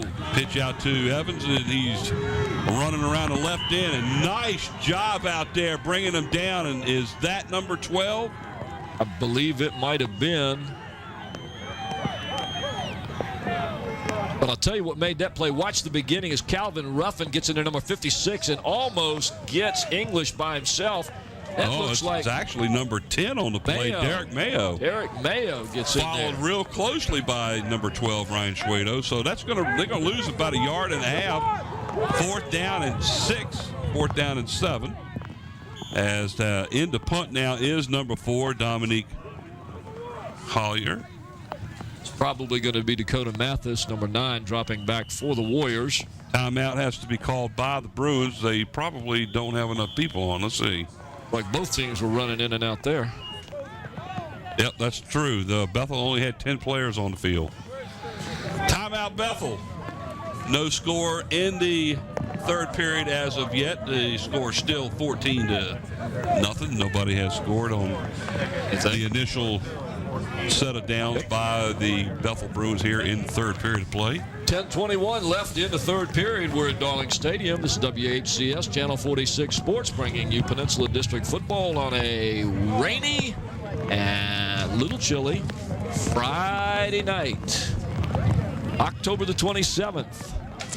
We're watching the Kecoughtan Warriors and the Bethel Bruins. A good game so far. A lot of running and more passing than we figured. And now that we finally found the stat sheet that was stuck underneath of your papers, and I couldn't find it. Was that what you wanted? Well, all you had to do was ask. I had that right there. Yeah. What do you want to know? Yeah, well, it doesn't matter now. Oh. Here we go, 4th down and 7. Once again, Dakota Math is back for the Warriors. Oh, that low ball snap. Bounced to the kicker, and it was partially blocked. And I believe it was partially blocked by number 33, cutting across the middle there, Travis McBride. I think you're right. That's who it looked like to me. Very poor kick for the Bruins as the Warriors will take over. That looks like about a 5-yard punt. Watch this replay. Let's see if we can see. The low snap, it bounces along the ground. Here comes number 33 from the other. There it is. Nice shot. Well, it was blocked because he kicked it right out. Yeah. He was lucky to even get that one off, considering the ball bounced about 3 times before it got to him. 1st and 10 for Kecoughtan right at midfield. Another great shot by our camera crew. And I believe half of the Kecoughtan line moved before the ball was snapped. Well, if it wasn't half, it was most of them, I can tell you that. So that'll come back, and that'll be a 5-yard penalty for illegal motion on the offensive line. Or, in other words, false start. Or procedure. False start. Is that different from a true start? I don't know. There might have been somebody down there with a gun shooting it off. Get ready, get set, go, right? 1st and 15 now for the Warriors. Boy, my headset has gotten loud now all of a sudden. No, that's just you. No, it's not. You're fine in mine. Oh, don't start. Here we go. 1st and 15. There's a handoff. On to Carolina. I believe that was handed off to Isaiah Shepard. Maybe pick up 2 on the play. That one wasn't a very clean handoff, and it was Shepard on the carry. Yeah, they've had some problem with the football tonight, as evidenced by the 3 fumbles. That wasn't very clean. You can see him. He was bobbling it right there. He almost lost it right there. Kecoughtan having some problems on the transfer, but they're still ahead in this with game. With the exception of that 80-yard run by Elvon George in the second period. That was pretty. It was. He got through that first initial line, and after that, it was try to catch me. I'm still surprised, like you mentioned earlier in the game, they're not trying the outside. They keep going inside. Here we go to the outside. And this is why. Absolutely covered and smothered by Justin Bolton of the Bruins. Yep. Well, they answered that question, didn't they? Got back barely to the line of scrimmage. 3rd down now and about 13 for the Warriors as they started that at the 50-yard line. Now they're back to their own 47. Watch this. See, I tell them to try the outside. They try the outside, and they're going to send me a message up here saying, hey, leave us alone. We know what we're doing. We go to the outside, and we get tackled. I like that suit. That's why I'm up here, and the coach is down there. Look at this suit, Scott. In the rain. He's laying in the rain, huh? Dry up here. See, it's wet down there. So it's still wet. He's having a good time. John Johnson. We've just been told that's the young man that takes care of the field, so he's down there to get a bird's eye view of it. And now Kecoughtan is going backwards again as they have a delay of game penalty. So now it'll be 3rd down and 18 instead of 3rd down and 13. Warriors. They're going the wrong way. Going the wrong way. Schwedo now comes into the lineup. He'll probably line up over here on the near side as a receiver, and that's what he's going to do. Normally in this situation, the Warriors would go with some sort of a pass. So we'll see what happens here. Schwedo has the only catch of the night for Kecoughtan, a 13-yarder. And, he just barely got it off. But that ball was pitched out and lost by number 1, Shepard, and he has to gather it back up, and he is swamped under for a tremendous loss of about 15 yards. He's going to lose about 15 on this. Right there. And I'll tell you what, Peoples got absolutely clobbered before he pitched it. And in defense of both teams, folks, the rain is picking up here. I know you can't see it, but we can see it down here on the track down in front of us by the bench. And you can see how the water is a lot more intense than it was earlier in the game. So we know the ball is getting hard to handle out there as it becomes slippery. 4th down and 32 now for the Warriors. Alejandro is back to punt. Let's see how the snap is for the Warriors. We saw the Bruins with the snap that was low because of the wetness of the ball. Let's see how the Warriors handle this. And I believe that is Derek Mayo. No, that's the wrong one. Sorry. Justin Bolton. Bolton, and we might have a roughing the kicker back here. We might have a roughing the kicker, and I might want to see that on a replay if we have it. They're calling that a running into the kicker, a 5-yard penalty. He's only calling it a 5-yard running into the kicker, so that's still going to be a 4th down. Here's a replay on this. Here's Alejandro as he gets a high snap. Let's watch the kick and see if. I remember the player can go after the block. Well, the it's ball's gone. No. Well, let's see what happens. That was a great job by Alejandro. That's all I got to say is great job. Now, what are they doing here? I tell you. Well, I tell you, this is what's happened. It was only a 5-yard penalty. Yeah. It was still going to be 4th down. It wouldn't have been a 1st down unless it was a personal foul. So I have to give my congratulations to Philip Alejandro on that one. Kecoughtan actually went ahead and declined the penalty and took the punt. So Bethel takes over 1st and 10 at their own 39-yard line. Turns out to be a pretty good-sized punt. It looks like there's a possible fumble on the play. Let's see, was Bethel able to get the ball back again? It looks like they did. But we've got a lot of flags. Looks like a false start on the Bruins. Yeah, I think every flag in the pockets came out on that one. 5 yards on the play. That'll bring up a 1st and 15. Oh, yeah, you saw 2 players on the Bruins move there. There's one flag. A second flag should be coming through there in a second. Another one you won't see. Look at that, just floating in the air. 1st and 15 now for Bethel at their own 34-yard line. So each team, instead of going forward, is going backwards. There's a handoff. Oh, and like I said, they're going backwards. That was to Evans. He'll lose a couple of yards back to the 33. Calvin Ruffin, number 56, getting through the offensive line to bring the runner down. Watch him dive through there, and he'll just grab at the legs and gets him tripped up right there. I am truly amazed at how well the defenses are playing tonight. It's either that or the offenses are really struggling with this weather. Yeah, I think part of it is the offense is struggling. The defense is firing off the line, and the offense is not being able to set up. Back to pass. Over the middle to a wide open number 89, and the ball went right through his hand, Drew Copley. It also went through the hands of number 24, Chappelle Riley of the Warriors, and once again, double coverage there on the Bruin receiver. That would have been good enough for a 1st down, too, by the way. Oh, yeah. Went right through his hands. All things considered tonight, Mike, that was one of his better passes, even though the receiver had to go up. It was a little high. Those are the kind of catches, in order for you to be able to catch up in this game, though, you've got to make. Got to make them. 3rd down and 16.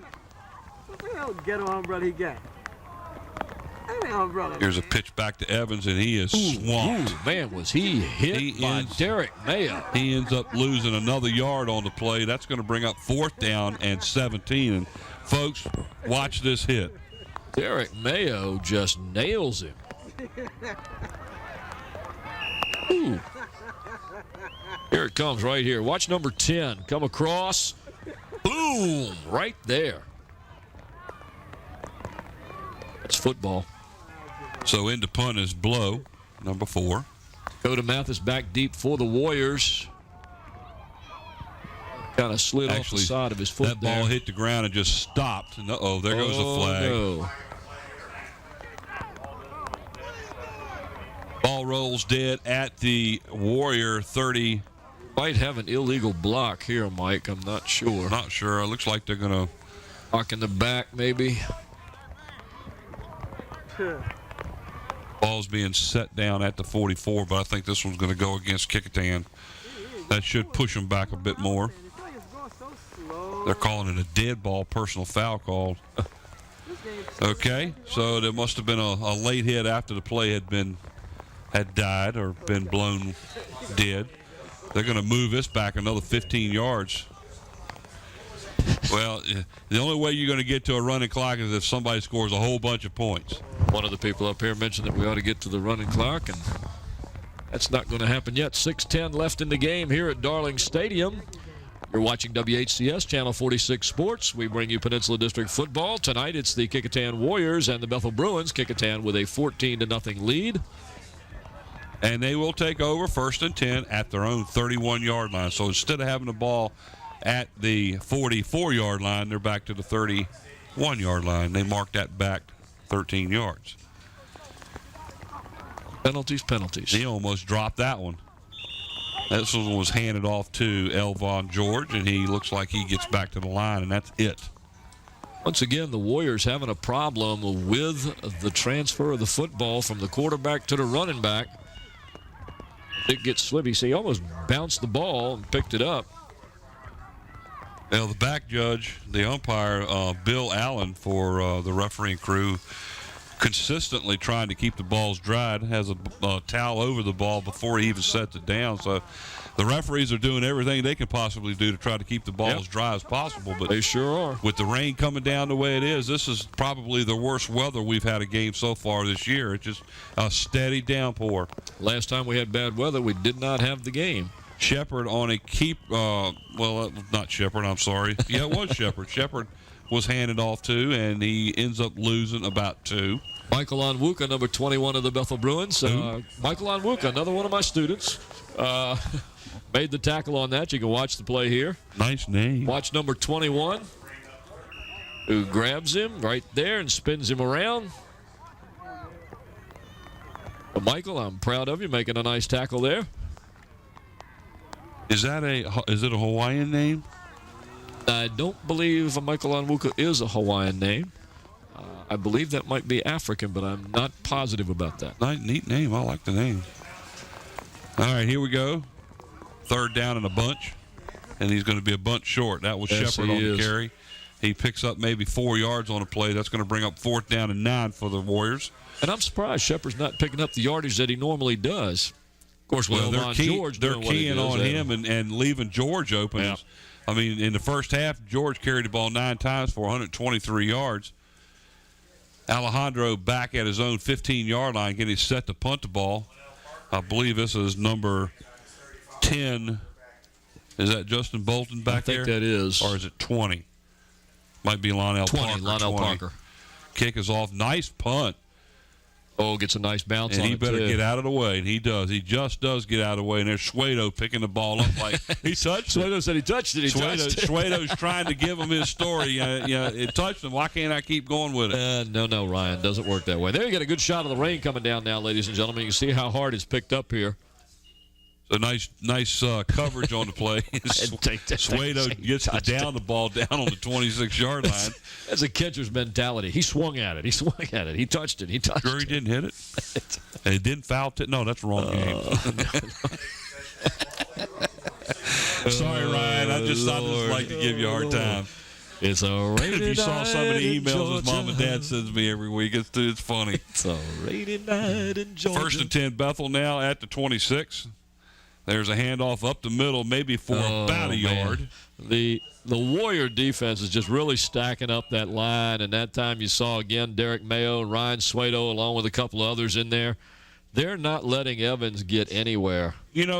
Considering the fact that we haven't had a lot of passing in this game, this sure is a long game. Yes, it is. We've still got 3 minutes left to go in the 3rd quarter. Look at all the Warriors. And the sad thing is, look, the Bruins are around the outside of the defense. Well, there, ladies and gentlemen, Don Sherrouse, you can just see him walking with the umbrella over here. There he is, our man, audio and chief engineer, John Sherrouse.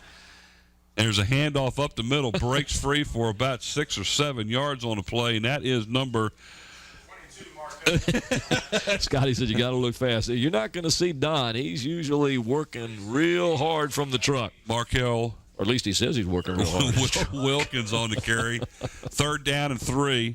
Where'd he go? He was going around the end of the end zone. Oh, he's down there with A couple of the people that work in our crew, including Renee. I can't see He's him. down there. And off up the middle, and again to Wilkins, gets nowhere. Derek Mayo on the stop. And that's going to bring up a 4th down and probably almost 3 on the play. And you just saw Jared Corbett there on the sidelines, and he gets up off the bench and moves on down. Moving on down. Here's a replay of that last handoff. Wilkins gets back to the line of scrimmage, and down he goes. 4th down and 3, and they're going for it. The ball's at their own 34. Whoa. Well, there takes care of that. Got it. Looks like jumping offside is the Kecoughtan Warriors will give them a 1st down. Let's see if were they drawn off? No, they weren't. Oh, no, they were. Encroachment. There's Don Sherrells. Hello, Don. You can't hear us. Look at the way the umbrella. see how the wind is blowing? If we wanted to. Look at this. Hey, Don, I'll buy you a new umbrella. See me after the game.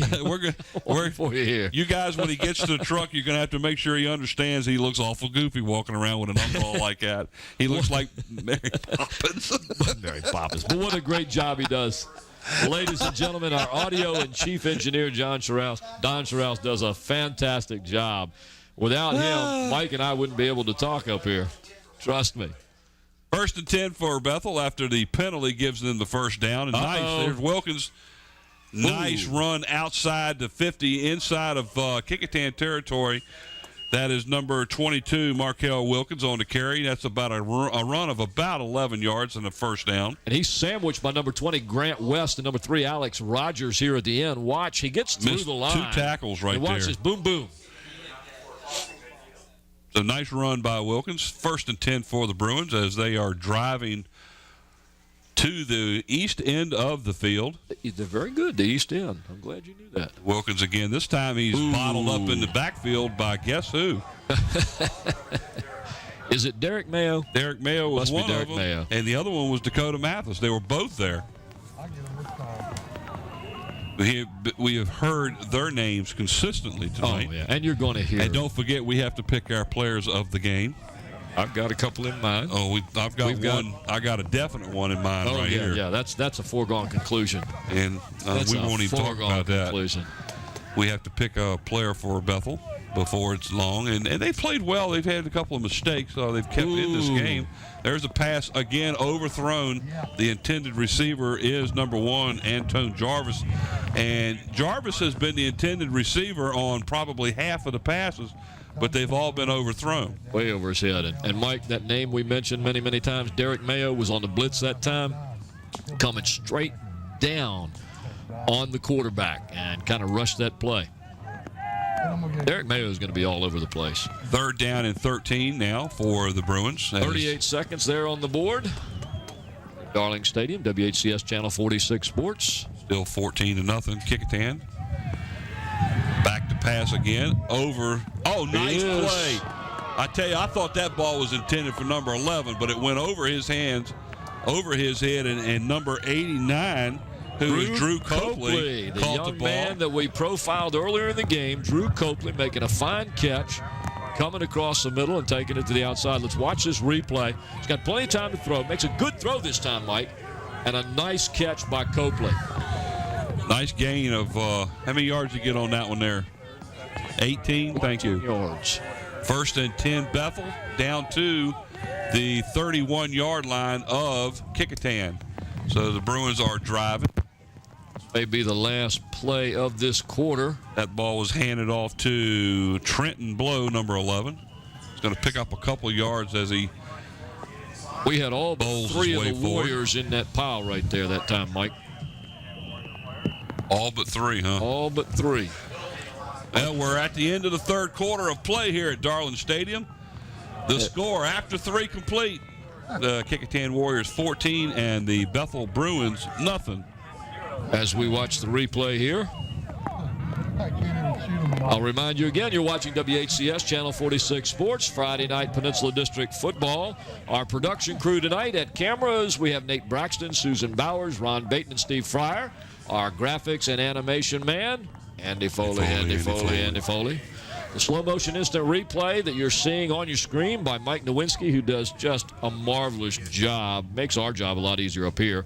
Camera control operator Sarah Myers, the production assistant, the young lady you see with the big smile all the time who's out there in the rain, Renee Camden. Our audio and chief engineer, Don Schraus. The director and producer who makes sure that Mike and I, along with Brent, know what we're doing up here. Scotty Bowers, they have to keep us straight. And, of course, right here in the booth, I'm Paul Rowe along with Mike Hauser and Brent Musgrove. And look who's down on the field with the other camera now. Don Schraus. He's down there on the field again. Now, if we can just get Andy Foley to come out of that little truck down there. Well, he does at halftime when they go out and film the bands. Andy's out there with one of his handhelds running all over. No, he's not. No, he's at the concession stand. He's not out there on the field. I've seen him. He comes out of the truck. Oh, the hospitality room. Oh, is that what I call it? Concession stand's hospitality room. That's where Andy is. Either that or on the phone. Handoff, it looks like was... Well, I'm glad to hear that. We're glad to hear that his grandmother's going to watch this game because it really pleases us to no end that somebody else can see what Andy does besides us. Here's his handoff.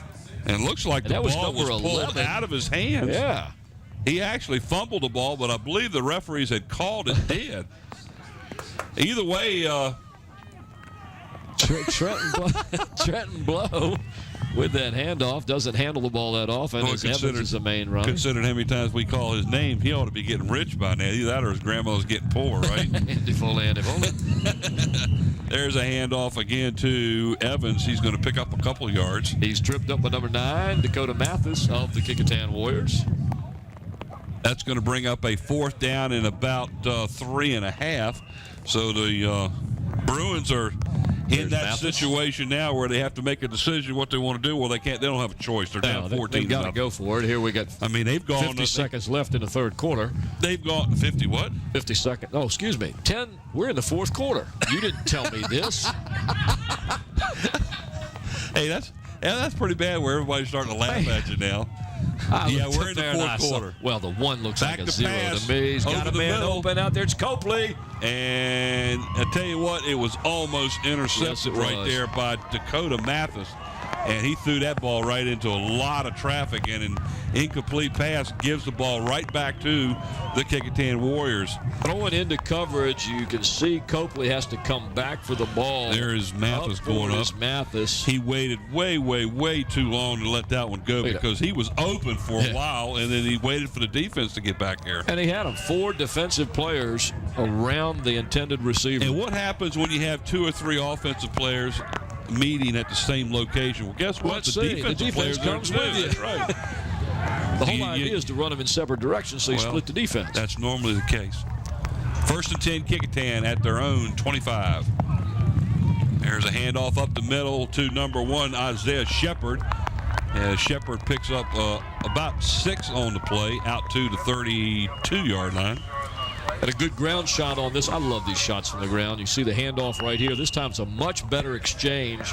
And you see him go into the line. He's got some good blocks, makes a nice spin move there, and picks up several more yards after getting out of the grip of the tackler.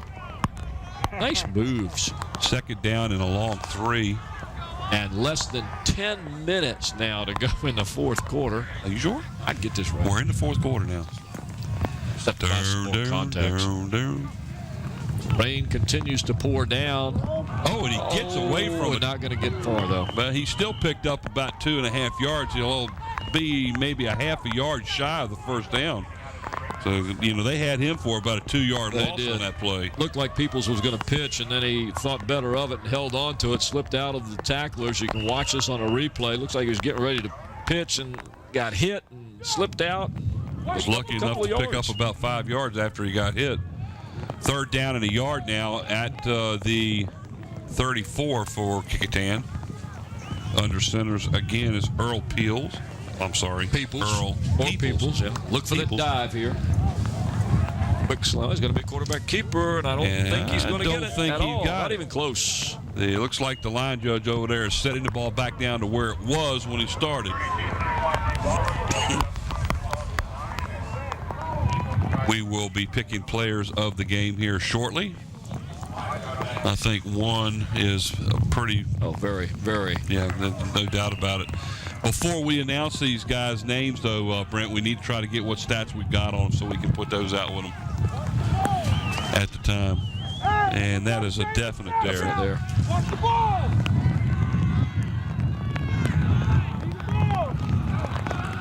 Thank you very much. Thank you, our statistician on the ball over here, giving us some important information as to the players of the game. All right, here we go. 4th down and 1, and Kecoughtan is going for it. Wow.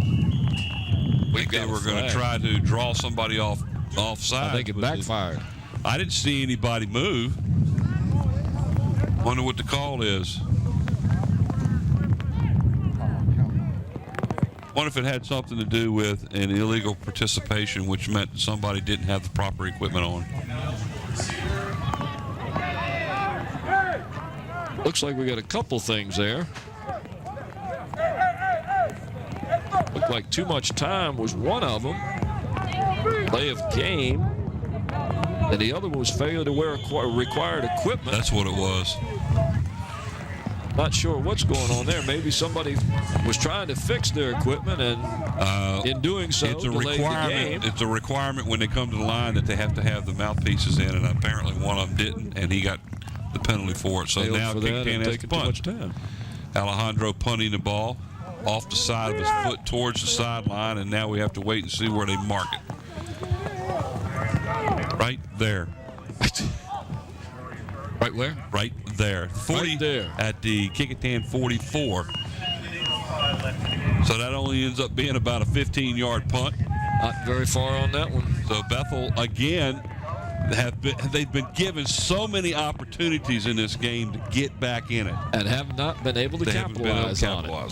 So Not at all. Bethel takes over 1st and 10. 8:05 left in the game here at Darling Stadium. Watching WHCS Channel 46. Mike Hauser along with Paul Rowe and Brent Musgrove bringing you all the action here from Darling Stadium. 14-0 Kecoughtan over Bethel. There's a handoff to Evans again, and he's going to lose about a half a yard on the play, trying to spin out of a hold. And it looks like Mayo may have been one of the initial hit. He was in there along with number 31, Victor Lawson, for the Warriors. Give it back to him on about the original line of scrimmage. 2nd down and 10. And there it is. You can see number 31. He hits and rolls off the runner.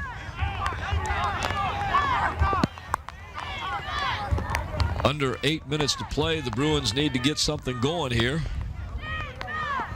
Uh-oh. Whoa, looked like he tripped over his own man there. Harris McGlone English down. Looks like he may have went down from his own player. Either way, he loses about 4 on the play. Let's watch here. And that's exactly what happened. Steps on his foot. And that happens. You don't see it too often, but every now and then it will when you've got a play which requires the center to pull or to drop back on a pass situation where he's going to block. Or where the defense is pushing them back. Oh, yeah. Or when the defense nails and that's what's happened a lot tonight. It happened right there again, too. Nobody's pass open. Down Nobody's the right open. corner. Up for it, and it was intended for number 83, who was William Weaver. Looks like Isaiah Shepard was on the defense there. And Mike, he's forcing that pass in there. All the receivers are covered, as they have been most of the night. Kecoughtan with excellent coverage in the secondary, and he just tried to force that one into... Well, you know, somebody that we have not seen tonight for Bethel is, we haven't seen Teddy Baycoat, the other quarterback. No, we haven't. But we haven't seen a whole lot from William Weaver. By the way, William Weaver, another one of I didn't teach him, but another student from the school I'm at. Got a lot of young players 4th down out of there. 14 now, back to pass again.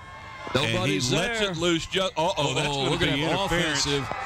That's going to be a defensive interference as the I'm not sure. That's defense there. The intended receiver was Franklin James, and he was run over. Well, let's see what happens. I'd like to see that again, because I was watching the quarterback, and that's what's going to have defensive interference. But I was watching the quarterback. It appeared. See? Oh, yeah, my bad. Definitely Defensive interference on that. By the time I got my eyes from the quarterback downfield, all I could see was a Bethel player going across the ground. Looked like he was cutting off the Warrior player. So that's a pretty good sized penalty. That'll be a 15-yard penalty and an automatic first down. Yep, that's a big chunk of yardage there. So that'll help the Bruins out a bit as they have now a 1st and 10 from the 33-yard line. It looks like they've decided to throw here as the clock continues to wind down. 6:35 left in the game at Darling Stadium. There's a handoff to Evans around the left side. Gets a block by, looks like a nice block by Jarvis that allowed him to get a couple extra yards on the play. He's going to get about 8 on it down near the 25-yard line. 2nd down and 2. Number 7, William Tate, chases him down. You see him get around the side here, and there's Tate, fights off the block, and along with Dakota Mathis, brings the runner down. But a good pickup. 2nd down and 2 at the 25. And whistle. What do we have? Timeout called? Timeout. Kecoughtan calls timeout. So we have 6:04 to go here in the 4th period of play. Not the 5th, the 4th. No, the 4th. Kecoughtan still leads 14-0. And we have some young ladies wrapped up, and there we have the players in the rain. And they're going to show a replay of that pass interference. And you can see as the Bruin receiver comes across the field, he is just pushed in the back by the defender. That receiver, and that's definitely a no-no. Was Franklin James, number 7. Now, look, of all the players that don't have their helmet on, Suedo, it figures. Beth, talk to him. I'll tell you what, you put him behind the plate with a catcher's mitt, and he keeps that gear on all the time. You put him out here on the football field, he takes his helmet off. Ryan's a good kid. There you go. Look at that, dry. Nice umbrella, nice, and they're eating Chick-fil-A. What did we eat tonight? We ate Subway sandwiches. Great sandwiches from Subway. I even had Subway for lunch today. That stuff is good. Oh my God. All right, here we go. 2nd down and 2.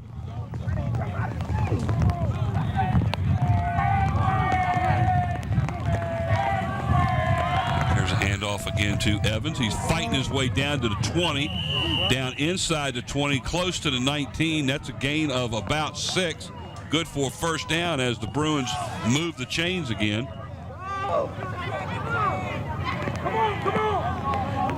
Here's a replay of that last down. You go ahead and pick him. It's all right. All right, here we go. McGlone English again under center. Hands the ball to Evans. Pitches the ball to Evans. Picks up maybe a yard on the play, and that's it. As the Bruins or the Warriors defense is really stifling tonight. Yep. They're playing really good. And once again, that was number 10, Derek Mayo. In on gain of a yard, 2nd down and 9 for the Bruins as they're doing a hurry up here.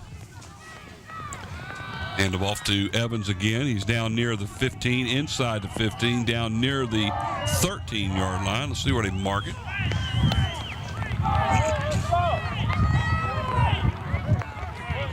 Gain of about 3 on the play, down near the 13. Here's a replay of that run, and Evans has been nonstop. Been a rough game for Evans. He's had to be in every one of these plays, and that ball was overthrown because the intended receiver, who was Drew Copley, slipped and started going down before the ball was thrown. So he got kind of caught in no man's land on that play. If he hadn't slipped, that may have had a good chance of connecting. If you can see it here on the replay. He's already slipping, I think, down at that point, trying to gather himself back up again. Timeout, Bethel. 4th down and about 4 down. We're getting close. What is that, 4:40? 4:40 left in the game here at Darling Stadium. WHCS Channel 46 Sports, bringing you Friday night Peninsula District football. Mike Hauser along with Paul Rowe and Brent Musgrove along with the rest of the crew here at WHCS Channel 46. And that crew is on the cameras: Nate Braxton, Susan Bowers, Ron Baton, and Steve Fryer. Our graphics and animation, Andy Foley. Andy Foley, another corner. Our slow motion instant replay, Mike Nowinski.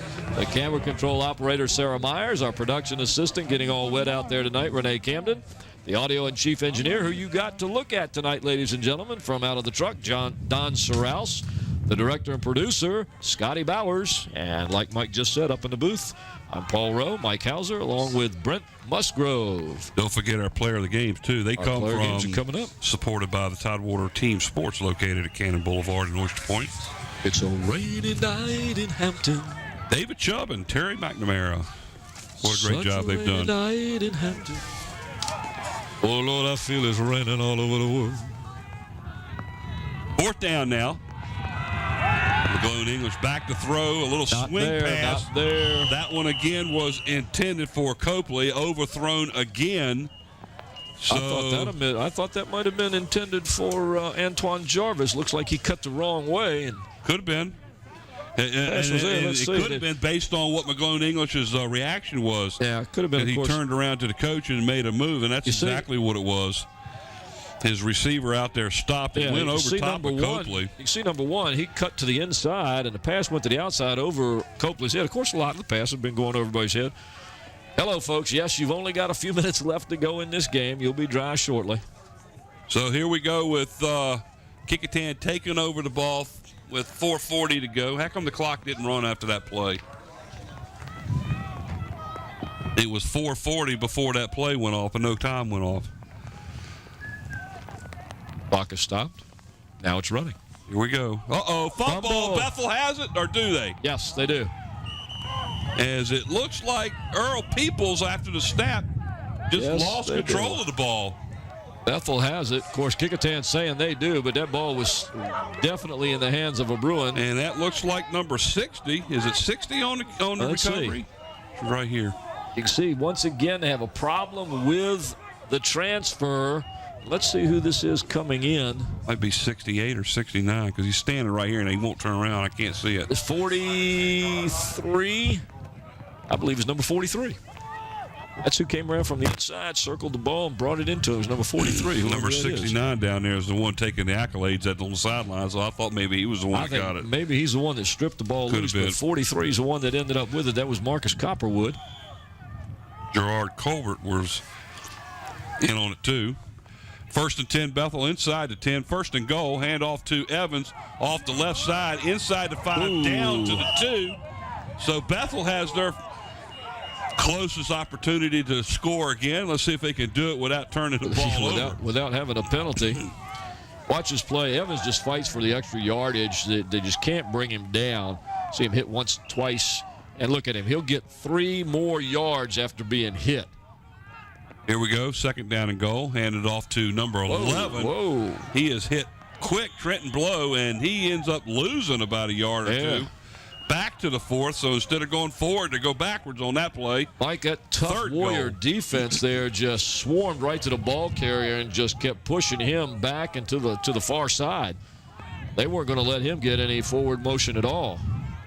So McGlone English takes gets up under center, 3rd down and goal from about the 3. There's Evans on the left. He cuts back inside down near the goal line. Looks like they're going to mark it on the 1. Gain of about 3 on the play. So that's going to bring up a 4th and 1 for the Bruins. And you know what I'd do in this situation? I'd give it right back to Evans. And here they go with a hurry up. They're not giving Kecoughtan time to get set. It's a keeper, and he's not going to do stuff him. Mike, the Warrior defense has held again. McGlone English gets the snap and is absolutely stopped by the interior line of the Kecoughtan Warriors. So, again, the Bruins come up empty. With 3:12 left in the game, the Warrior defense has stopped the Bruins. Yep. All right, we've got some player of the games here, Mike, and it was an easy pick for the Kecoughtan Warriors. He had a breakout night today. Or tonight. He had a breakout night tonight.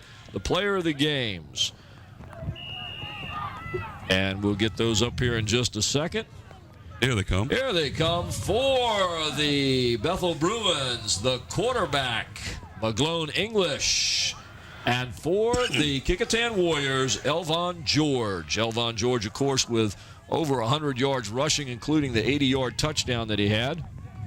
And McGlone English, just a good night in directing the team. He had 2 touchdowns called back due to penalties. He's directed the team into Warrior territory all night long. Well, They just in haven't all been reality, able to get it McGlone in where it English has counts. had a good game tonight. He really has. His passing hasn't been tremendous, but it's been where it needed to be at the right times. Evans had a good game tonight too, but we couldn't pick him because that's right. He was one last. That's one of our going rules here. And for those of you out there that don't know the rules, when we do pick a player of the game, once you've been selected this season as a player of the game, you will not be selected again. And so until our apologies until the playoffs. So, and it's not scientific either, Scott. He's reminding us. We do the best we can, and it's based on subjective opinion up here in the booth.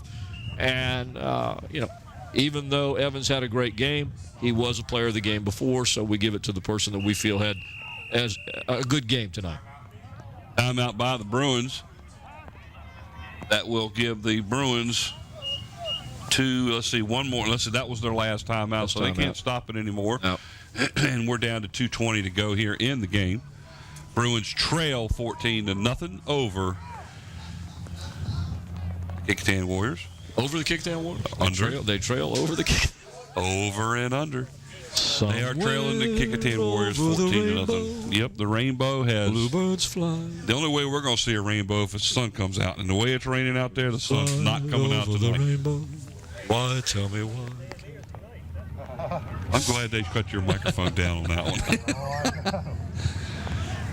Third down and looks like about 8 with the ball sitting at the 3-yard line at their own 3-yard line for the Kecoughtan Warriors. Kecoughtan's defense. One or the other, defense or defense. We're having a good time tonight, aren't we? Not as good as these young people over here, though, out in this rain. Where'd that group of guys go that were all painted in green earlier? They kind of disappeared, didn't they? They left. Smart. I think they grew some brains and left. They all had Bruins, across there, but they were never in line. BRINSU or something, but they were no shirt on. They were cold. 3rd and 8. It's cold. It's wet. It's damp. All right, here we go. 3rd down and 8 for the Warriors. Bruins cannot stop the clock anymore tonight unless there is a penalty. Or overtime. Ooh, trying to get him back for a safety. I tell you Let's see where they marked. Yeah, they didn't say you're not going to see this, but number 24 for Bethel, who is one of the safeties over here, this Tim Cherry. Here's a ground shot at last play. Let's see where they hit it. And let me tell you what happened just a minute ago. Ryan Suedo's lined up down here on the near side as a wide receiver. We're not going to be able to see it because it was out of the play. And the Bruins, number 24, who is Tim Cherry, was the defender. And Suedo actually moved about 3 steps before the snap and did not get a referee's thrown flag, and the referee was standing right there. And that's the reason why Cherry turned around and was complaining to the referees, because timeout now called by Kecoughtan, because there should have been a penalty called there, and it wasn't. The referees let it go. I missed that one also. It was one of those plays where I was standing, I was sitting here watching that particular play because Ryan had come out here to the near side. And when you saw that, you were probably looking for flags to start going. He was about 10 yards off the sideline, and the defender was standing right in front of him, and he moved about 3 steps, and then the ball got snapped, and there was no flag. So, and needless to say, the coaching staff of Bethel over here were talking to the referee, wanting to know why they didn't call it, but they didn't call it, which would have stopped the clock. Tim down there saying, wind it up. This has been a long game. It has. It's 9:15. What you got there? And how am I supposed to read that? I write like this all the time. You're supposed to be able to read this all the time. Did I mention what? Did you mention the sponsors of the player of the game? I didn't hear the it. sponsors. Okay. The sponsors of the player of the game. Yes, that's Tidewater Team Sports, and I'll say that here shortly. Okay, I just Well, I'll was say it watching now. something else while I was doing Tidewater that. Team Sports sponsors their player of the game, located at 111839B Cannon Boulevard, over in Oyster Point. If you need anything for, what are you doing? We got flags flying all over the place. okay. This time, You look like a robot. we got flinging your arms around. flag. This time they saw something. This is the exact same Yep. thing that happened last time. Scratch the back of your head. Yep. David Chubb and Miss Terry McNamara. Oh, I'll tell you what. Go ahead, Brent. Brent's over here saying, yeah, way to go. Oh no. I'm not touching that one. Oh, don't. Anyhow, they even sponsor try. our player of the games, and they do a great job. They supply us with T-shirts for them, and we give them the advertising, and it works out both ways. 4th down, and the ball sits at about the 2-yard line. Alejandro in his own end zone gets it off, and it's taken and then fumbled and picked up, and he is Go the other swamped. way. He loses about 8 yards on the play, and that was number 20, I believe, Lionel Parker for the Bruins, and instead of gaining yards after the punt, he loses about 8. So they'll take over 1st and 10. Looks like somewhere near the 32-yard line. Just gets his punt off. And Did you see the water defensive fly when he Lionel. punted? Yeah, watch this. I mean, he loses his hand on the ball, and he gets up. Everybody's coming at him. He doesn't have any way to go but back. He's trying to clear those. So Tackler, the so he can get Bruins some yardage. again take over in pretty good field position, but they're running out of time. Minute 26 to go here in the game, down 14-0. Have you noticed that for the last, 10 minutes, nobody's been down this end of the field here to our right? It's all been down here in Warrior territory. Well, that makes it easier for the crew to work on the field when it's time to, because it's all at one end. Yes, it There's does. a pass, He's and it's open. intended in and out through the hands of Antoine Jarvis. And he was wide open on the sideline. No, there, I'm Mike. sorry, that was number 7. I thought it was 1. It was Franklin James. Watch this replay. There he is. He streaks. See him just break off there. He went right past the defender, was open. And right through Derek his hands. Mayo was there.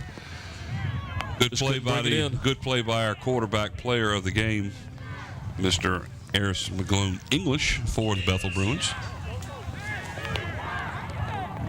Oh, I'm sorry. we got a new quarterback Oh, yeah, we in do. there. Looks like number 3, Teddy Is that Baker. Teddy Baker? I Finally. talked about that earlier. I was surprised we hadn't seen him tonight. There he is. He's got another man open. Throws the ball over There the it middle, is. in and out of the hands Oh. of number 1, and almost looks like Jarvis. It went through his hands and almost caught by Franklin James. And that's one of those where, That was an in-betweener. yeah, I'm not sure who he was throwing to there because number 7 was open deep. And you can see where he throws. You got it two was a 10 for 1. receivers. Was it? It's hard to say. Well, James almost came up with that. Yes, he did. Third He was 10. open. Ball still sitting at the 32. Hey, guess what school Baycoat went to? It was Bethel. Oh, well, there's an Intercepted interception. as the Kecoughtan Warriors. Can you see who it is? Looked like a number 4. 24 possibly. Chappelle Riley makes the Yep, that's who it interception for the Here's Warriors. the replay. Watch the replay. Throw by Baycoat. Ball Riley was comes just a in. Nice little bit play. underthrown. Yep. I can't say enough about the defense for the secondary of the Warriors tonight. They have just shut down the receivers, broken up passes, and there you see the interception. They've played an excellent ball game, and obviously the fact that Bethel has not technically put up any points on the board, because we know they went into the end zone twice, got called back for penalties, but this Warrior defense has shut them out tonight. And they're to be commended for the great game they've played. Well, when the guys in the truck get a chance, we'll show our players at a game again and let everybody know, since we are kind of slow getting out of here. It's 1:04 left, as the Bethel Bruins were putting the ball up in the air a lot that time. And all it did was stop the clock. 1st and 10 for Kecoughtan at their own 15-yard line. And it looks like all they're going to do is kneel it down, because Bethel can't stop it, so that'll kind of keep the clock going, and soon we'll run out the clock. But 2 more plays, and this one will be over. Our players of the game again were, for the Bethel Bruins, the quarterback Harris McGlone English, who actually had a pretty good game. Yes, he did. And who was it we picked for the Kecoughtan Warriors? Elvon George. What a great 22. night. Boy, had a great night tonight. Yes, he did. Well over 100 yards rushing. Including an 80-yard touchdown run. Again, he downs the ball. That'll bring up third down. That should be the last plays. We're winding down. About 16 seconds left in the game. Ladies and gentlemen, you've been watching WHCS Channel 46 as we bring you Peninsula District football here from Darling Stadium. Clock is running down to 8-7. That will pretty much do it here at Darling Stadium. The Kecoughtan Warriors come out on top by a final score of 14-0 over the Bethel Bruins. The Kecoughtan Warriors improve now to 3-4 on the season, and the Bethel Bruins will fall to 3-4 on the season. So a decent game tonight in rainy weather? Considering the weather and all the mistakes that were made by the Bruins tonight, they were their own Achilles heel because they absolutely were in this game from start to finish, and they just shot themselves in the foot. How much different game could it have been if those penalties and turnovers had been different? All right, tonight's game brought to you by Zooms with locations throughout the peninsula. Also by the Subway located at 1807 East Pembroke Avenue, where great subs, salads, and wraps. And in part by Eric Thompson Realtor. Call Eric to buy or sell your own home at 881-2004. And in part by Parkline Wood Funeral Home. If you need help there, just give Nancy Staten, who is the manager, a call, and she'll work all the details out for you. Great job tonight, Another good Paul. game. Mike Hauser along with Paul Rowe and Brent Musgrove. Good night, all. It's been a WHCS Channel 46 production as you've been watching Peninsula District Sports. Good night, everybody.